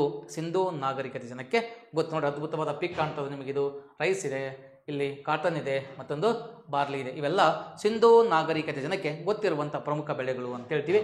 ಹಾಗಾದರೆ ವಿಷಯಕ್ಕೆ ಹೋಗೋಣ. ಇದು ನೋಡಿ, ಯಾವ್ದು ಗೊತ್ತಿಲ್ಲ ಅಂದರೆ ನಾನು ನಿಮಗೆ ಕಬ್ಬು ಮತ್ತು ಆಲೂಗಡ್ಡೆ ಗೊತ್ತಿಲ್ಲ. ಯಾಕೆ ಕಬ್ಬು ಮತ್ತು ಆಲೂಗಡ್ಡೆ ಗೊತ್ತಿಲ್ಲ ಅಂದರೆ ಈ ಬೆಳೆಗಳನ್ನು ಯುರೋಪಿಯನ್ನರು ಇತ್ತೀಚೆಗೆ 16ನೇ ಶತಮಾನದಲ್ಲಿ ಇದನ್ನ ಪರಿಚಯ ಮಾಡ್ತಾರೆ. ಯಾವುದನ್ನ? ಆಲೂಗಡ್ಡೆ ಮತ್ತು ಕಪ್ಪನ್ನು ಯುರೋಪಿಯನ್ನರಿಂದ ಪರಿಚಯ ಮಾಡ್ಕೊಳ್ತೀವಿ. ಆಲೂಗಡ್ಡೆ ಮತ್ತು ಕಪ್ಪನ್ನು ಕಬ್ಬನ್ನು ಯಾವಂದ 16ನೇ ಶತಮಾನದಲ್ಲಿ ನಿಮಗೆ ಇವು ಪರಿಚಯ ಆಗ್ತವೆ. ಓಕೆನಾ? ಈಗ ಮತ್ತೆ ವಿಷಯಕ್ಕೆ ಹೋಗೋಣ. ನಾವು ನೆಕ್ಸ್ಟ್ ಕ್ವಶನ್ ಅನ್ನ ಚರ್ಚೆ ಮಾಡ್ತಾ ಹೋಗೋಣ. Yes, the people of Harappan were well acquainted with the manufacturing process by the bronze they made bronze by mixing ಅಂತ ಇದೆ. ಅಂದರೆ ಹರಪ್ಪ ಜನರು ಕಂಚಿನ ಉತ್ಪಾದನಾ ಪ್ರಕ್ರಿಯೆಯ ಬಗ್ಗೆ ಚೆನ್ನಾಗಿ ತಿಳಿದಿದ್ರು ಅಂತ ಇದೆ. ಹೌದ್ರಿ, ಕಂಚಿನ ಬಗ್ಗೆ ಗೊತ್ತಿತ್ತು. ಅವರು ಮಿಶ್ರಣ ಮಾಡುವ ಮೂಲಕ ಕಂಚನ ಮಾಡಿದರು. ಯಾವ ಮಿಶ್ರಣವನ್ನು ಮಾಡಿ ಕಂಚನ ಮಾಡ್ತಾರೆ? ಭಾಳ ಸಿಂಪಲ್ ಸ್ಕಿಲ್ ಇದೆ. ಕಂಚು ಅಂತ, ತಾತನ ಕಂಚು ಅಂತ ನೆನ್ಪಿಟ್ಕೊಂಡ್ಬಿಡ್ರಿ. ಯಾರ ಕಂಚು? ತಾತನ ಕಂಚು ಅಂತ. ತಾತನ ಕಂಚು ಅಂತ ಅಂದ್ರೆ ಏನು? ಇಲ್ಲಿ ತಾ ಪ್ಲಸ್ ತಾ ಇದೆ. ಅಂದರೆ ತಾಮ್ರ ಮತ್ತು ತವರವನ್ನ ಬಳಸಿ ಕಂಚನ ಮಾಡ್ತಾರೆ. ಅದಕ್ಕೆ ನಾವು ಇದು ಕಂಚು ಮಿಶ್ರಣ ಒಂದು ಸಿಂಪಲ್ ಟ್ರಿಕ್ಸ್. ತಾತನ ಕಂಚು, ತಾಮ್ರ ಮತ್ತು ತವರವನ್ನ ಮಿಕ್ಸ್ ಮಾಡಿ ಏನು ಮಾಡ್ತಾರೆ? ಕಂಚು ಮಾಡ್ತಾರೆ. ಆನ್ಸರ್ ಸಿಂಪಲ್ ಆಗಿದೆ, ತಾಮ್ರ ಮತ್ತು ತವರ ಅಂತ. ಯಾವ್ದ್ರಿ? ತಾಮ್ರ ಮತ್ತು ತವರವನ್ನು ಬಳಸಿ ಏನು ಮಾಡ್ತಾ ಇದ್ರು? ಕಂಚನ ಮಿಕ್ಸ್ ಮಾಡ್ತಾ ಇದ್ರು ಅನ್ನೋಕ್ಕೆ ನಮಗೆ ಸಿಗ್ತದೆ ಮಾಹಿತಿ. ಹಾಗಾದ್ರೆ ಇಲ್ಲಿ ಎಲ್ಲೆಲ್ಲಿ ಸಿಗ್ತಾವಾದ್ರೆ ನೋಡ್ರಿ, ಕೇತ್ರಿ ಗಣಿಯಲ್ಲಿ ಬಲೂಚಿಸ್ತಾನ ಅಂತ ಕರಿತೀವಿ, ಅಲ್ಲಿ ಕಂಡು ಬರ್ತಕ್ಕಂಥದ್ದು. ಮತ್ತು ಅದ್ರ ಜೊತೆಗೆ ಇಂಪಾರ್ಟೆಂಟ್ ಆಗಿ ಈ ಥರ ಅಫ್ಘಾನಿಸ್ತಾನದಲ್ಲಿ ತವರವನ್ನು ಉತ್ಪಾದನೆ ಮಾಡ್ತಾ ಇದ್ರು. ಅಫ್ಘಾನಿಸ್ತಾನ ಏನು ಉತ್ಪಾದನೆ ಮಾಡ್ತಾ ಇದ್ರು? ತವರವನ್ನು ಉತ್ಪಾದನೆ ಮಾಡ್ತಾ ಇದ್ರು. ಈ ಥರ ನಮಗೆ ಇಂಪಾರ್ಟೆಂಟ್ ಏನು? ತಾಮ್ರ ಮತ್ತು ತವರ ಅಂತ ನಮಗೆ ಮಾಹಿತಿ. ನೋಡ್ರಿ, ಇಲ್ಲಿ ಡೀಟೇಲ್ ತೊಗೊಂಡ್ಬಿಡ್ಬೇಕಾದ್ರೆ ಹರಪ್ಪ ಜನರು ತಾಮ್ರದೊಂದಿಗೆ ತವರವನ್ನು ಬೆರೆಸಿ ಕಂಚು ಮಾಡಿದರು. ಪಕ್ಕ ಇದೆ, ತಾಮ್ರ ಮತ್ತು ತವರ ಬಳಸ್ತಾರೆ. ಹರಪ್ಪ ಸಂಸ್ಕೃತಿಯು ಕಂಚಿನ ಯುಗಕ್ಕೆ ಸಂಬಂಧಿಸಿದೆ. 100% ಸಿಂಧೂ ನಾಗರಿಕತೆ ಕಂಚಿನ ಯುಗಕ್ಕೆ ಸಂಬಂಧಪಟ್ಟಿದೆ. ಯಾಕೆಂದರೆ ಕಂಚನ್ನು ಹೆಚ್ಚು ಬಳಸ್ತಾ ಇದ್ರು ಅಂತ. ಈ ಪ್ರದೇಶದಲ್ಲಿ ತವರ ಮತ್ತು ತಾಮ್ರದ ಸುಲಭವಾಗಿ ಲಭ್ಯವಿರಲ್ಲ, ಅಂದರೆ ಅದಕ್ಕಾಗಿ ಅಲ್ಲಿ ಹೆಚ್ಚಿನ ಉಪಕರಣಗಳನ್ನು ನಾವು ಕಂಡು ಬಂದಿಲ್ಲ ಅಂತ. ಹಾಗಾದರೆ ಕೇತ್ರಿ ಗಣಿಗಳು ಮತ್ತು ಬಲೂಚಿಸ್ತಾನ ತಾಮ್ರದ ಹತ್ತಿರದ ಮೂಲಗಳು ಈ ತವರವನ್ನು ನಾವೇನು ಮಾಡ್ತಾ ಇದೀವಿ? ಅಫ್ಘಾನಿಸ್ತಾನದಿಂದ ತರಿಸ್ಕೊಳ್ತಾ ಇದ್ದೀವಿ ಅನ್ನೋಕ್ಕೆ ನಮಗೆ ಸಾಕ್ಷಿ ಆಗ್ತವೆ. ಏನನ್ನ ಮಿಕ್ಸ್ ಮಾಡ್ತಾ ಇದ್ರು? ತಾಮ್ರ ಮತ್ತು ತವರದಿಂದ ಕಂಚನ್ನು ಬಳಸ್ತಾ ಇದ್ರು ಅನ್ನೋದು ನಮಗೆ ಆನ್ಸರ್ ಆಗ್ತಕ್ಕಂಥದ್ದು. ಓಕೆನಾ?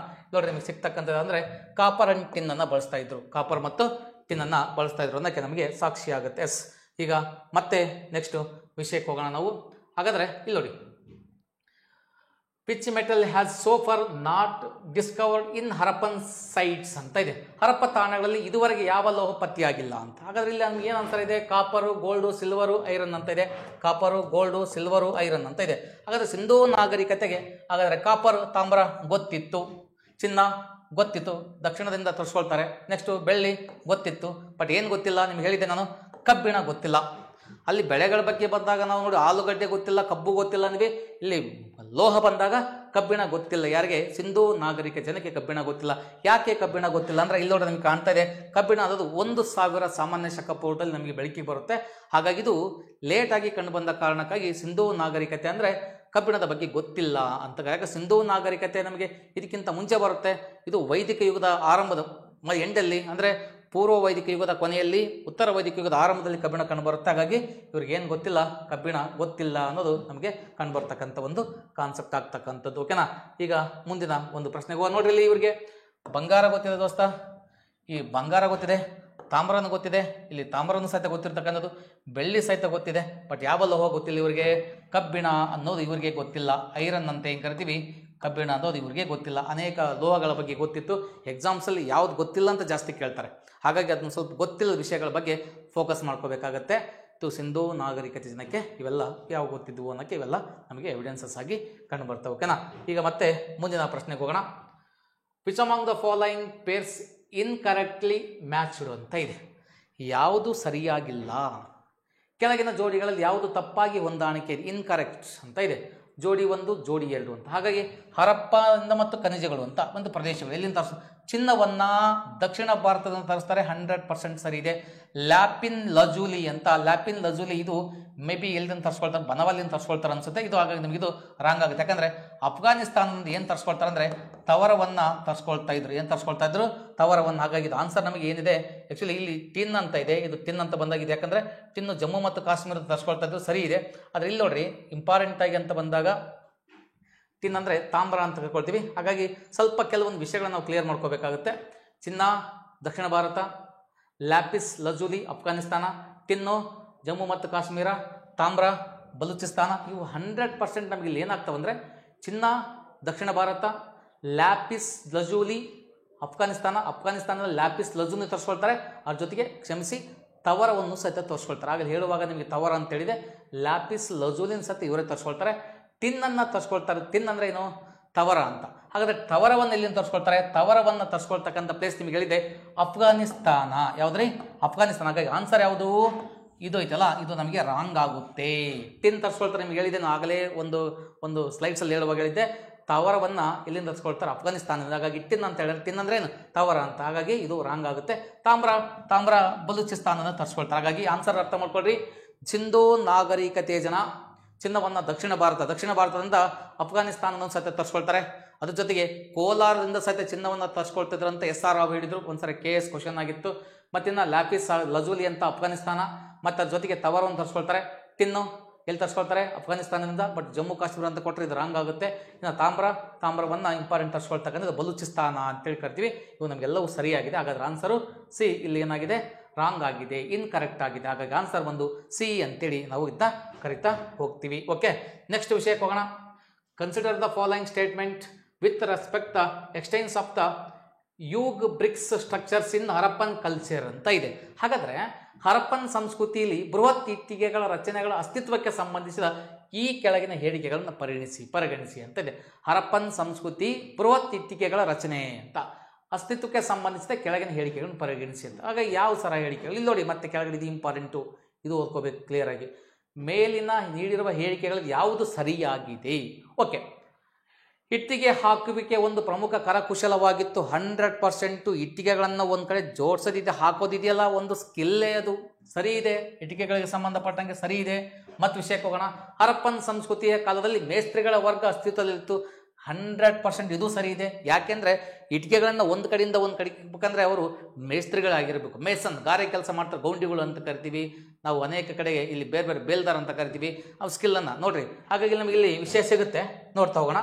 ಎಸ್, ಇವುಗಳನ್ನು ಒಂದು ಕಡೆ ಅಚ್ಚುಪಟ್ಟಿಯಾಗಿ ಇಟ್ಟಾರಂದರೆ ಆ ಗೌಂಡಿಗಳೇ ಮೇಸನ್ ಇಕ್ಕೋದು. ಲೇಬರ್ಸು ಇಲ್ಲ ದೋಸ್ತ, ಲೇಬರ್ಸ್ ನೋಡ್ರಿ, ನಾವೆಲ್ಲ ಚೆನ್ನಾಗಿ ಓದಿರ್ತಕ್ಕಂಥ ವಿದ್ಯಾರ್ಥಿಗಳು ಇನ್ನೂ ಎಫರ್ಟಾಗಿ ಚೆನ್ನಾಗಿ ಜಾಬ್ ತೊಗೊಂಡ್ರೆ ಆರಾಮ್ ಒಳ್ಳೆ ಉದ್ಯೋಗವನ್ನು ಮಾಡ್ಬೋದು. ಇಲ್ಲಾಂದರೆ ಇಲ್ಲಿ ನೋಡ್ರಿ, ಮೇಸನ್ ಕೈಯಾಗಿ ನಾವು ಗ್ಯಾರಂಟಿ ಈ ಸಿಮೆಂಟ್ ಕೊಡೋಕೆ ಹೋಗ್ಬೇಕಾಗುತ್ತೆ, ಇಲ್ಲ ಇಟ್ಟಿಗೆಗಳನ್ನು ಕೊಡೋಕೆ ಹೋಗುತ್ತೆ. ಇದು ಮಾತ್ರ ಪಕ್ಕ ಇದು. ಯಾಕಂದರೆ ಓದಿದ್ರು ಎಲ್ಲ ಜಾಬ್ ಕೊಡ್ಬೇಕಂತ ಏನಿಲ್ಲ. ಚೆನ್ನಾಗಿ ಅದರಲ್ಲಿ ಈಗ ನೋಡ್ರಿ, ಚೆನ್ನಾಗಿ ಓದಿದಂಥ ವ್ಯಕ್ತಿ ಮಾತ್ರ ಗೌರ್ಮೆಂಟ್ ಜಾಬ್ ತೊಗೊಳಕ್ಕೆ ಸಾಧ್ಯ ಐತಿ. ಅರ್ಧಂಬರ್ಧ ಓದ್ಕೊಂಡೆ ಇನ್ನು ನಾನು ಪೂರ್ತಿ ಸಬ್ಜೆಕ್ಟನ್ನು ಮುಗ್ಸೋಕ್ಕಾಗಿಲ್ಲ ಅಂದರೆ ನಾವು ಖಂಡಿತವಾಗಿ ಈ ಮೇಸನ್ನ ಆಗಲ್ಲ ರೀ, ನಾವು ಗೌಂಡಿನ ಆಗೋಕ್ಕೆ ಸಾಧ್ಯ ಇಲ್ಲ. ಗೌಂಡಿ ಕೆಳಗೆ ಸಿಮೆಂಟ್ ಕಲಿಸಿ ಕೊಟ್ಬಿಡೋದು, ಅವ್ರಿಗೆ ಸಿಮೆಂಟ್ ಕೊಡೋದು, ಇಟ್ಟಿಗೆಗಳನ್ನು ಬಿಸಾಕಕ್ಕೆ ಹೋಗೋದು ಮೇಲ್ಗಡೆಗೆ, ಈ ಥರ ಕೆಲಸ ಮಾಡೋಕ್ಕೆ ಹೋಗೋಕ್ಕಾಗತ್ತೆ. ಏನು ಮಾಡೋಕ್ಕಾಗಲ್ಲ, ಜೀವನ ಬದುಕಬೇಕಾಗತ್ತೆ ಮುಂದೆ. ಹಾಗಾಗಿ ಇಲ್ಲಿ ಅರ್ಥ ಮಾಡ್ಕೊಳ್ರಿ, ಇಲ್ಲಿ ಈ ಥರ ಇಟ್ಟಿಗೆಗಳನ್ನು ಇಟ್ಟಾರಂದರೆ ಅದು ಕರಕುಶಲ ಕಾರ್ಮಿಗಳು, ಮೇಸ್ತ್ರಿಗಳು ಇರಬೇಕು ಅಂತ ಅರ್ಥ ಮಾಡ್ಕೊಳ್ತೀವಿ. ಮತ್ತು ಇಟ್ಟಿಗೆಗಳನ್ನು ಒಂದು ಕಡೆಯಿಂದ ಜೋಡಿಸೋದಿದೆಯಲ್ಲ, ಇದು ಸ್ಕಿಲ್, ಇದು ಕರಕುಶಲ. ಹಾಗಾಗಿ ಎರಡೂ ಸಹಿತ ಸರಿಯಾಗ್ತಕ್ಕಂಥದ್ದು ಆನ್ಸರ್. ನೋಡ್ರಿ, ಎರಡೂ ಸರಿಯಾಗಿದೆ. ಎರಡು ಯಾವುದಾದ್ರೆ ನೋಡ್ರಿ, 1 ಮತ್ತು 2 ಸರಿ ಅಂತ. ಸಿ ಆನ್ಸರ್ ಸರಿಯಾಗಿದೆ. ಯಾವ ಸರಿಯಾಗಿದೆ?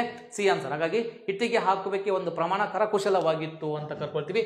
BRICS laying was in important craft ಅಂತ ಕರ್ಕೊಳ್ತೀವಿ.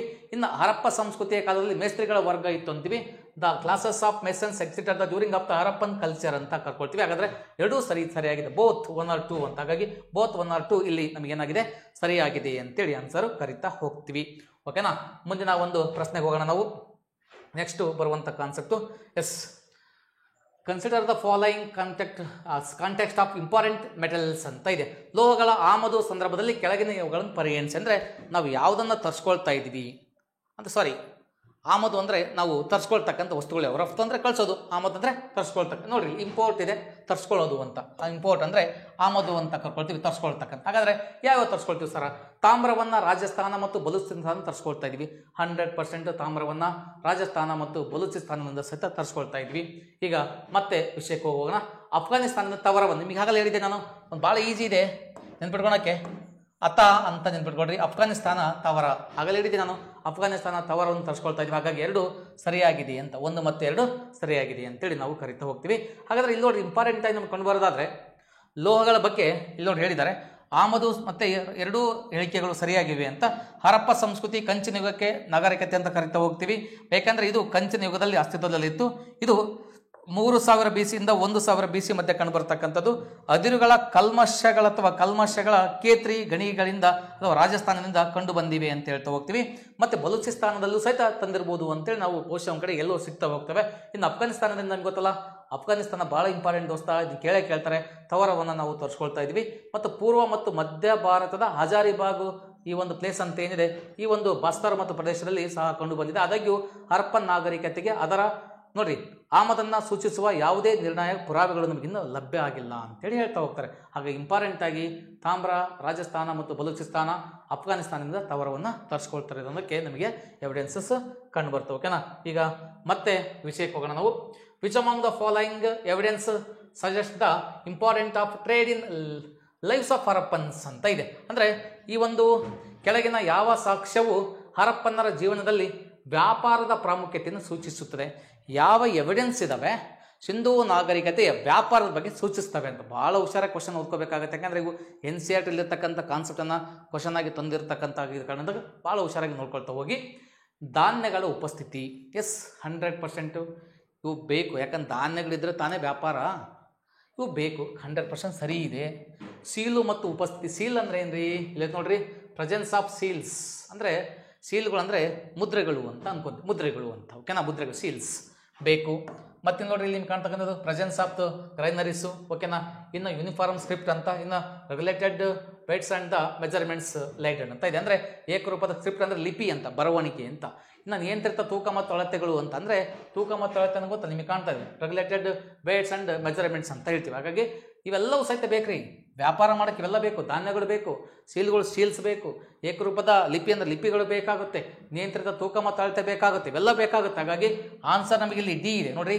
1, 2, 3, 4 ಇವೆಲ್ಲವೂ ಸಹಿತ ನಮಗೆ ಸರಿಯಾಗಿದೆ ಅಂತೇಳಿ ಕರಿತಾ ಹೋಗ್ತೀವಿ. ಹಾಗಾದರೆ ಒಂದನ್ನೇ ನೋಡ್ತಾ ಹೋಗೋಣ. ಧಾನ್ಯಗಳು ಹೆಂಗಿದಾವೆ, ಧಾನ್ಯಗಳ ಬಗ್ಗೆ ನೋಡಿದ್ವಿ, ಶೀಲ್ಗಳ ಬಗ್ಗೆ ನೋಡೋಣ, ಏಕರೂಪದ ಸ್ಕ್ರಿಪ್ಟ್ ಬಗ್ಗೆ ನೋಡೋಣ, ನಿಯಂತ್ರಿತ ತೂಕ ಮತ್ತು ಅಳತೆಗಳ ಬಗ್ಗೆ ನೋಡ್ತಾ ಹೋಗೋಣ. ಬನ್ನಿ ಸಿಂಧೂ ನಾಗರಿಕತೆ ಬಗ್ಗೆ ನೋಡ್ತಾ ಹೋಗೋಣ. ನೋಡ್ರಿ, ನಮಗೆ ಬೆಳೆಗಳ ಬಗ್ಗೆ ನೋಡಿದ್ವಾಗಲೇ ನಾವು ಹತ್ತಿ ಇದೆ, ಇಲ್ಲ ಜೂಟ್ ಅಂತ ಇದೆ, ನಮಗೆ ಬಾರ್ಲಿ ಇದೆ, ಇನ್ನು ರೈಸ್ ಇದೆ. ನಿಮಗೆ ನೋಡ್ರಿ ಸೀಲ್ಸ್, ಸಿಂಧೂ ನಾಗರಿಕತೆ ಲಿಪಿ. ಸೀಲ್ಸ್ ಸುಮಾರು 3000ಕ್ಕಿಂತ ಹೆಚ್ಚು ಸೀಲ್ಸ್ ಕಂಡು ಬರ್ತಾವ್ರಿ ಸಿಂಧೂ ನಾಗರಿಕತೆಯಲ್ಲಿ. ಮತ್ತು ಇವೆಲ್ಲ ಇದಾವಲ್ಲ ಸಿಂಧೂ ನಾಗರಿಕತೆ ಲಿಪಿ ಅಂತ ಕರ್ಕೊಳ್ತೀವಿ, ಸ್ಕ್ರಿಪ್ಟ್ ಅಂತ ಕರ್ಕೊಳ್ತೀವಿ. ಇಲ್ಲಿ ಕಾಣ್ತದೆ ನೋಡ್ರಿ ಅಳತೆಗಳು, ಇವು ಬೆಲ್ಲದ ಥರ ಕಾಣ್ತಾ ಇದ್ದಾವೆ. ಇವೆಲ್ಲ ಸಿಂಧೂ ನಾಗರಿಕತೆ ಅಳತೆ ಕಲ್ಲುಗಳು ಅಂತೇಳಿ ಕರಿತಾ ಹೋಗ್ತೀವಿ. ಇವು ನಮಗೆ ಯಾವುದಕ್ಕೆ ಸಂಬಂಧಪಟ್ಟಂಗೆ? ಸಿಂಧೂ ನಾಗರಿಕತೆಗೆ ಸಂಬಂಧಪಟ್ಟಂಗೆ ಈ ಕೆಲವೊಂದು ವ್ಯಾಪಾರಕ್ಕೆ ಸಂಬಂಧ ಸಿಗುವಂಥ ಪುರಾವೆಗಳು ಅಂತೇಳಿ ಕರಿತಾ ಹೋಗ್ತೀವಿ. ಇನ್ನು ನೆಕ್ಸ್ಟ್ ಒಂದು ಕ್ವಶನ್ ಇದೆ. Consider the following statement with reference to the culture contact between the people Harappan and Mesopotamia ಅಂತ ಇದೆ. ಓಕೆ, ಜನರ ನಡುವಿನ ಸಾಂಸ್ಕೃತಿಕ ಸಂಪರ್ಕವನ್ನು ಉಲ್ಲೇಖಿಸಿ ಈ ಕೆಳಗಿನ ಹೇಳಿಕೆಗಳನ್ನು ಪರಿಗಣಿಸಿ ಹರಪ್ಪ ಮತ್ತು ಮೆಸೊಪೊಟೋಮಿಯಾ ಅಂದರೆ ಸಾಂಸ್ಕೃತಿಕ ಸಂಪರ್ಕ ಯಾವುದಕ್ಕೆ? ಹರಪ್ಪ ಮತ್ತು ಮೆಸೊಪೊಟೋಮಿಯಾಗೆ ಏನು ಸಾಂಸ್ಕೃತಿಕ ಸಂಪರ್ಕ ಇತ್ತು ಅನ್ನೋಕ್ಕೆ ಯಾವ ಎವಿಡೆನ್ಸ್ ನಮಗೆ ಸಿಗ್ತವೆ ಅಂತ. ಓಕೆ, ಬನ್ನಿ ವಿಷಯಕ್ಕೆ ಹೋಗೋಣ. ಫಸ್ಟ್ ಒಂದು ಓದ್ತಾ ಹೋಗೋಣ ನಾವು. ಮೆಸೊಪೊಟೋಮಿಯಾದ ಪಠ್ಯಗಳಲ್ಲಿ ಸಿಂಧೂ ಕಣಿವೆಯನ್ನು ಹೀಗೆ ಉಲ್ಲೇಖಿಸಲಾಗಿದೆ, ಮೆಲುಹಾ ಅಂತ. ನೋಡಿ, ಈ ಮೆಸೊಪೊಟೋಮಿಯಾದ ಏನು ಪಠ್ಯಪುಸ್ತಕಗಳು ಸಿಗ್ತವಲ್ಲ, ಈ ಪಠ್ಯಪುಸ್ತಕಗಳಲ್ಲಿ ಸಿಂಧೂ ನಾಗರಿಕತೆಯನ್ನು ಏನಂತ ಉಲ್ಲೇಖ ಮಾಡಲಾಗಿದೆ ಅಂದರೆ ಮೆಲುಹಾ ಅಂದರೆ. ಮೆಲುಹಾ ಅಂದರೆ ಮೀನಿಂಗ್ ಏನು ಸರ? ಮೆಲುಹಾ ಅಂದರೆ ಫಲವತ್ತಾದ ಭೂಮಿಯನ್ನು ಉಳ್ಳವರು, ಫಲವತ್ತಾದ ಭೂಮಿಯನ್ನು ಉಳ್ಳವರು. ಮತ್ತು ಇದೇ ಒಂದು ಪಠ್ಯಪುಸ್ತಕದಲ್ಲಿ ಮೆಸೊಪೊಟೋಮಿಯಾದ ಜನರನ್ನು ಸಿಂಧೂ ನಾಗರಿಕ ಜನರನ್ನು ಇವರು ಸಿಂಧೋನ್ ಅಂತಾರೆ, ಹತ್ತಿಯನ್ನು ಬೆಳೆಯುವವರು ಅಂತಾರೆ. ಅದು ಸಹಿತ ಇದೆ, ಮೆಲುಹಾ ಅನ್ನೋ ಪದನೂ ಇದೆ. ಹಾಗಾದರೆ ಇದು ಸರಿಯಾಗಿದೆ. ಮತ್ತು ವಿಷಯಕ್ಕೆ ಹೋಗೋಣ. ಹರಪ್ಪ ನಾಗರಿಕತೆ ಸಮರ್ಥ ನಗರ, ಹೌದ್ರಿ ಸಮರ್ಥ ನಗರ ಆಗಿದೆ. ಮುಂದೆ ಹೋಗೋಣ. ಯೋಜನೆಯ ಹಿಂದಿನ ಸ್ಫೂರ್ತಿ ನಗರಗಳು ಮೆಸೊಪೊಟೋಮಿಯಾದ ನಾಗರಿಕತೆ. ಓಹೋ, ಇಲ್ಲಿ ಸ್ವಲ್ಪ ರಾಂಗ್ ಆಗುತ್ತೆ. ಯಾಕೆ ಅಂದರೆ ನೋಡ್ರಿ, ಹರಪ್ಪ ನಾಗರಿಕತೆ ಸಮರ್ಥ ನಗರ ಯೋಜನೆಯ ಹಿಂದಿನ ಸ್ಫೂರ್ತಿ ನಗರಗಳು ಮೆಸೊಪೊಟೋಮಿಯಾ ನಾಗರಿಕತೆ ಅಂತ. ಯಾಕಾಗುತ್ತೆ ರೀ? ಸಿಂಧೂ ನಾಗರಿಕತೆ ಮೆಸೊಪೊಟೋಮಿಯಾ ನಾಗರಿಕತೆಗಿಂತ ತುಂಬ ಸ್ಟ್ರಾಂಗ್ ಇತ್ತು. ಅವರ ನಗರ ಯೋಜನೆ ನೋಡ್ಕೊಂಡು ನಾವು ನಗರವನ್ನು ರಚನೆ ಮಾಡಿಲ್ಲ, ಅವರು ಇನ್ನು ಗ್ರಾಮೀಣ ಜೀವನದಲ್ಲಿ ಬದುಕ್ತಿದ್ದಾರೆ ಮೆಸೊಪೊಟೋಮಿಯಾದವರು. ಆದರೆ ನಮ್ಮ ಸಿಂಧೂ ನಾಗರಿಕತೆ ಪ್ರಪಂಚದ ಮೊದಲ ನಗರ ಯೋಜನೆ ಅಂತ ಹೇಳ್ತೀವಿ, ಅರ್ಬನ್ ಸಿವಿಲೈಸೇಷನ್ ಅಂತ ಕರ್ಕೊಳ್ತೀವಿ. ಹಾಗಾಗಿ ಇದು ರಾಂಗ್ ಆಗುತ್ತೆ ರೀ, ಇದು ರಾಂಗ್ ಆಗುತ್ತೆ. ಓಕೆ, ವಿಷಯ ಕೇವಲ 1, ಕೇವಲ 2. ಇಲ್ಲಿ ನೋಡ್ರಿ ಆನ್ಸರ್ ನೋಡಿ, ಮೇಲೆ ನೀಡಿರುವ ಹೇಳಿಕೆಗಳಲ್ಲಿ ಯಾವುದು ತಪ್ಪಾಗಿದೆ, ಅದು ಇಂಪಾರ್ಟೆಂಟು. ಯಾವುದು ತಪ್ಪಾಗಿದೆ ಅಂತ. ಸೆಕೆಂಡ್ ತಪ್ಪಾಗಿದೆ, ಹಾಗಾಗಿ ಇಲ್ಲಿ ಆನ್ಸರ್ ಇದೆ ಸೆಕೆಂಡ್ ತಪ್ಪಾಗಿದೆ ಅಂತ. ಯಾವ ತಪ್ಪಾಗಿದೆ? ಸೆಕೆಂಡ್ ತಪ್ಪಾಗಿದೆ. ಹಾಗಾಗಿ ಇದು ನಮ್ಗೆ ಇಂಪಾರ್ಟೆಂಟ್ ಏನಾಗುತ್ತೆ ಅಂತ ಬಂದಾಗ ಸೆಕೆಂಡ್ ಆಪ್ಷನ್ ಇಲ್ಲಿ ನಮ್ಗೆ ಏನಾಗುತ್ತೆ? ತಪ್ಪಾಗುತ್ತೆ. ಭಾಳ ಹುಷಾರಾಗಿ ನೋಡ್ಕೊಡ್ರಿ. ನಾವು ಮೆಸೊಪೊಟೋಮಿಯಾದ ನೋಡಿ ನಾವು ಕಲ್ತಿಲ್ಲ, ಯಾಕಂದರೆ ಅವ್ರಿನ್ನ ಗ್ರಾಮೀಣ ಜೀವನ ಇದ್ದರೆ ನಾವು ಅವ್ರಿಗಿಂತ ಫಾಸ್ಟ್ ಇದ್ದೀವಿ, ಅರ್ಬನ್ ಲೈಫನ್ನು ಅನುಭವಿಸ್ತಾ ಇದ್ದೀವಿ. ಬಟ್ಟು ಸಿಂಧೂ ನಾಗರಿಕತೆಯ ಒಂದು ವಿಷಯದ ಬಗ್ಗೆ ಮೆಸೊಪೊಟೋಮಿಯಾ ಪಠ್ಯಪುಸ್ತಕಗಳಲ್ಲಿ ಸಿಂಧೂ ಕಣಿವೆ ಬಗ್ಗೆ ಮೆಲುಹಾ ಅಂತ ಕರೆದರೆ, ಸಿಂಧೋನ್ ಅಂತ ಕರೆದರೆ ನೆನಪಿರಲಿ. ಓಕೆನಾ?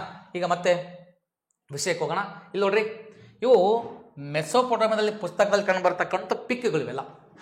ಅಲ್ಲಿ ಪಿಕ್ಗಳಿವೆ, ಅಲ್ಲಿ ಪಿಕ್ಕಿವೆ ಪುಸ್ತಕದಲ್ಲಿ. ಹಾಗಾಗಿ ಮೆಸೊಪೊಟೇಮಿಯಾದ ಜನ ನಮ್ಮಿಂದ ಕಲಿತರವ್ರು, ಅವರಿಂದ ನಾವು ಏನು ಕಲಿತಿಲ್ಲ ಅನ್ನೋಕ್ಕೆ ಅವರ ಪುಸ್ತಕದಲ್ಲಿ ನಮ್ಮ ಒಂದು ವಿಷಯಗಳನ್ನು ಅಚ್ಚುಪಡಿ ಮಾಡ್ಕೊಂಡಿದ್ದಾರೆ. ಇವೆಲ್ಲ ನಮಗೆ ಪುಸ್ತಕದಲ್ಲಿ ಸಿಗುವಂಥ ಮಾಹಿತಿ ಅಂತೇಳಿ ನಾವು ಕರಿತಾ ಹೋಗ್ತೀವಿ. ಎಸ್, ಮತ್ತೆ ಹೋಗೋಣ ಇವತ್ತಿನ ಒಂದು ಲಾಸ್ಟ್ ಕ್ವಶನ್ ಬಗ್ಗೆ ಚರ್ಚೆ ಮಾಡ್ತಾ ಹೋಗೋಣ. ನಾವು ಏನಿದೆ ಲಾಸ್ಟ್ ಕ್ವಶನ್ ಅಂತ ಬಂದಾಗ, for facilitating trade and commerce with central Asia, Harappan people established A trading colony at with one of the following places ಅಂತ ಇದೆ. ಅಂದರೆ ಇಲ್ಲಿ ನೋಡ್ರಿ ಇಂಪಾರ್ಟೆಂಟ್ ಆಗಿದ್ದ ಫಾರ್ ಫೆಸಿಲಿಟೇಟಿಂಗ್ ಅಂತ ಇದೆ. ಅಂದರೆ ಮಧ್ಯ ಏಷ್ಯಾದೊಂದಿಗೆ ವ್ಯಾಪಾರ ಮತ್ತು ವಾಣಿಜ್ಯವನ್ನು ಸುಗಮಗೊಳಿಸಲು. ಮಧ್ಯ ಏಷ್ಯಾ ಭಾಳ ಇಂಪಾರ್ಟೆಂಟು. ಮಧ್ಯ ಏಷ್ಯಾದೊಂದಿಗೆ ವ್ಯಾಪಾರ ಮತ್ತು ವಾಣಿಜ್ಯವನ್ನು ಸುಗಮಗೊಳಿಸಲು ಹರಪ್ಪನ್ ಜನರು ವ್ಯಾಪಾರವನ್ನು ಸ್ಥಾಪಿಸುವ ವಸಾಹತು ಕೆಳಗಿನ ಯಾವ ಸ್ಥಳಗಳಲ್ಲಿ ಒಂದಾಗಿದೆ ಅಂತ. ಅಂದರೆ ಮಧ್ಯ ಏಷ್ಯಾದೊಂದಿಗೆ ವ್ಯಾಪಾರ ಸಂಪರ್ಕ ಹೊಂದಕ್ಕೆ ಯಾವ ಪ್ಲೇಸ್ ಇಂಪಾರ್ಟೆಂಟ್ ಆಗಿತ್ತು ಅಂದರೆ ದಕ್ಷಿಣ ಇರಾನ್ ಅಲ್ಲ ರೀ, ಸಿಂಧನ್ ಮತ್ತು ಮಕ್ರಾನ್ ಕರಾವಳಿ ಇದು ಸಹಿತ ಅಲ್ಲ, ಉತ್ತರ ಮತ್ತು ಜಮ್ಮು ಕಾಶ್ಮೀರ ಇದು ಸಹಿತ. ಯಾಕಂದರೆ ಅದು ಮಧ್ಯ ಏಷ್ಯಾದೊಂದಿಗೆ ಅಂತ ಬಂದಾಗ ಇಲ್ಲಿ ಉತ್ತರ ಅಫ್ಘಾನಿಸ್ತಾನ ಇದೆಯಲ್ಲ, ಇದು ನಮಗೆ ಆನ್ಸರ್ ಸರಿಯಾಗುತ್ತೆ. ಯಾವುದ್ರಿ? ಉತ್ತರ ಮತ್ತು ನೋಡ್ರಿ, ಮಧ್ಯ ಏಷ್ಯಾದೊಂದಿಗೆ ವ್ಯಾಪಾರ ಮತ್ತು ವಾಣಿಜ್ಯಕ್ಕೆ ಅನುಕೂಲವಾಗುವಂತಹ ಹರಪ್ಪನ್ ಜನರು ಉತ್ತರ ಅಫ್ಘಾನಿಸ್ತಾನದಲ್ಲಿ ವ್ಯಾಪಾರ ವಸಾಹತನ್ನು ಸ್ಥಾಪನೆ ಮಾಡಿರ್ತಾರೆ. ಅಲ್ಲಿಂದ ಅವರು ಇರಾನ್ ಮತ್ತು ಅಫ್ಘಾನಿಸ್ತಾನದೊಂದಿಗೆ ಸಹಿತ ವ್ಯಾಪಾರ ಸಂಬಂಧಗಳನ್ನು ಅಭಿವೃದ್ಧಿ ಹೊಂದಿದ್ರು ಅಂತ. ಎಲ್ಲಿಂದ? ಉತ್ತರ ಅಫ್ಘಾನಿಸ್ತಾನದಿಂದ ಇವ್ರು ಏನು ಮಾಡ್ತಾರೆ, ಅಲ್ಲಿಂದ ಇರಾನ್ ಮತ್ತು ಅಫ್ಘಾನಿಸ್ತಾನದವರೆಗೂ ಏನು ಮಾಡಿರ್ತಾರೆ ಅವರು ಉತ್ತರ ಒಂದು ವ್ಯಾಪಾರ ಸಂಪರ್ಕ ಹೊಂದಕ್ಕೆ ಇವರು ಅನುಕೂಲವಾಗಿತ್ತು ಅನ್ನೋಕ್ಕೆ ನಮಗಿದು ಉತ್ತರ ಅಫ್ಘಾನಿಸ್ತಾನ ಅಂತೇಳಿ ಕರಿತೀವಿ. ಇದು ಸಿಂಧೂ ನಾಗರಿಕತೆಗೆ ಸಂಬಂಧಪಟ್ಟಂಗೆ ಒಂದು ಕ್ವಶನ್ ಆಗ್ತಕ್ಕಂಥದ್ದು ಇಂಪಾರ್ಟೆಂಟು. ಮಧ್ಯ ಏಷ್ಯಾದೊಂದಿಗೆ ವ್ಯಾಪಾರವನ್ನು ಹೊಂದಿದ್ರು ಅನ್ನೋಕ್ಕೆ ಉತ್ತರ ಅಫ್ಘಾನಿಸ್ತಾನದಿಂದ ಒಂದು ಪ್ಲೇಸ್ ನಮಗೆ ಇಂಪಾರ್ಟೆಂಟ್ ಆಗ್ತಕ್ಕಂಥದ್ದು. ಓಕೆನಾ? ಎಸ್, ಈಗ ಮತ್ತೆ ನೋಡೋದಾದ್ರೆ ಈ ಒಂದು ಕ್ಲಾಸು ನಿಮಗೆ ಇಷ್ಟ ಆಗಿದ್ರೆ ನಿಮ್ಮ ಸ್ನೇಹಿತರಿಗೂ ಸಹಿತ ಶೇರ್ ಮಾಡ್ತಾ ಹೋಗಿ. ಯಾಕೆಂದರೆ ಮತ್ತೆ ನೆಕ್ಸ್ಟು ಪಾರ್ಟ್ 3 ನಾವು ತೊಗೊಂಡ್ಬರ್ತೀವಿ. ಇದೇ ಸಿಂಧೂ ನಾಗರಿಕತೆ ಸಂಬಂಧಪಟ್ಟಂಗೆ ಉಳಿದಂಥ ಪ್ರಶ್ನೆಗಳನ್ನು ಪಾರ್ಟ್ 3 ತೊಗೊಂಡು ನೆಕ್ಸ್ಟ್ ವೇದಿಕೀಸ್ ಒಂದೊಂದೇ ಕಾನ್ಸೆಪ್ಟ್ಗಳನ್ನು ನಮಗೆ ರಿಯಲೈಸ್ ಮಾಡ್ಕೊಳ್ತಾ ಮತ್ತು ಎಕ್ಯುರೇಟ್ ಪಾಯಿಂಟ್ಗಳನ್ನು ನಾವು ಫೋಕಸ್ ಮಾಡ್ತಾ ಹೋಗೋಣ. ನೆಕ್ಸ್ಟ್ ಮತ್ತೆ NCERT ಪಾರ್ಟ್ 3 ಏನಿದೆ ಅದು ಮತ್ತೆ ನಮಗೆ ಸಿಗುತ್ತೆ ಸಿಂಧೂ ನಾಗರಿಕತೆಗೆ ಸಂಬಂಧಪಟ್ಟಂಗೆ. ನೆಕ್ಸ್ಟು ವಿಡಿಯೋಗಳಲ್ಲಿ ಮತ್ತೆ ವೇದಿಕೇಸು, ಮಹಾಜನಪದಾಸು, ಜೈನಿಸಮು, ಬೌದ್ಧಿಸಮು ಒಂದೊಂದೇ ಟಾಪಿಕನ್ನು ನಾವು ಎಲ್ಲ ಒಂದು ಪ್ರಶ್ನೆಗಳನ್ನು ತೊಗೊಂಡು ಕ್ವಶನ್ಸ್ ವೈಸು ಮತ್ತು ನಮಗೆ ಆನ್ಸರ್ಗಳನ್ನು ರಿಲೀಸ್ ಮಾಡ್ತಾ ಇಂಪಾರ್ಟೆಂಟ್ ಯಾಕೆ ಅಂತ ಬಂದಾಗ ಚಿಕ್ಕ ಪಾಯಿಂಟ್ಗಳನ್ನು ಎಳೆಯಾಗಿ ಪಿಕ್ಗಳ ಮೂಲಕ ನೋಡ್ತಾ ನಾವು ಸಿಂಧೂ ನಾಗರಿಕತೆಯನ್ನು ಸ್ವಲ್ಪ ನೋಡ್ಕೊಳ್ತಾ ಇದ್ದೀವಿ. ನೆಕ್ಸ್ಟ್ ಮತ್ತೆ ಪಾರ್ಟ್ 3ಯಲ್ಲೂ ಸಹಿತ ಮುಂದಿನ ಭಾಗವನ್ನು ನೋಡ್ತಾ ಹೋಗೋಣ. ಮತ್ತೆ ನಾವು ನೆಕ್ಸ್ಟ್ ಕ್ಲಾಸಲ್ಲಿ ಸಿಗೋಣ. Thank you.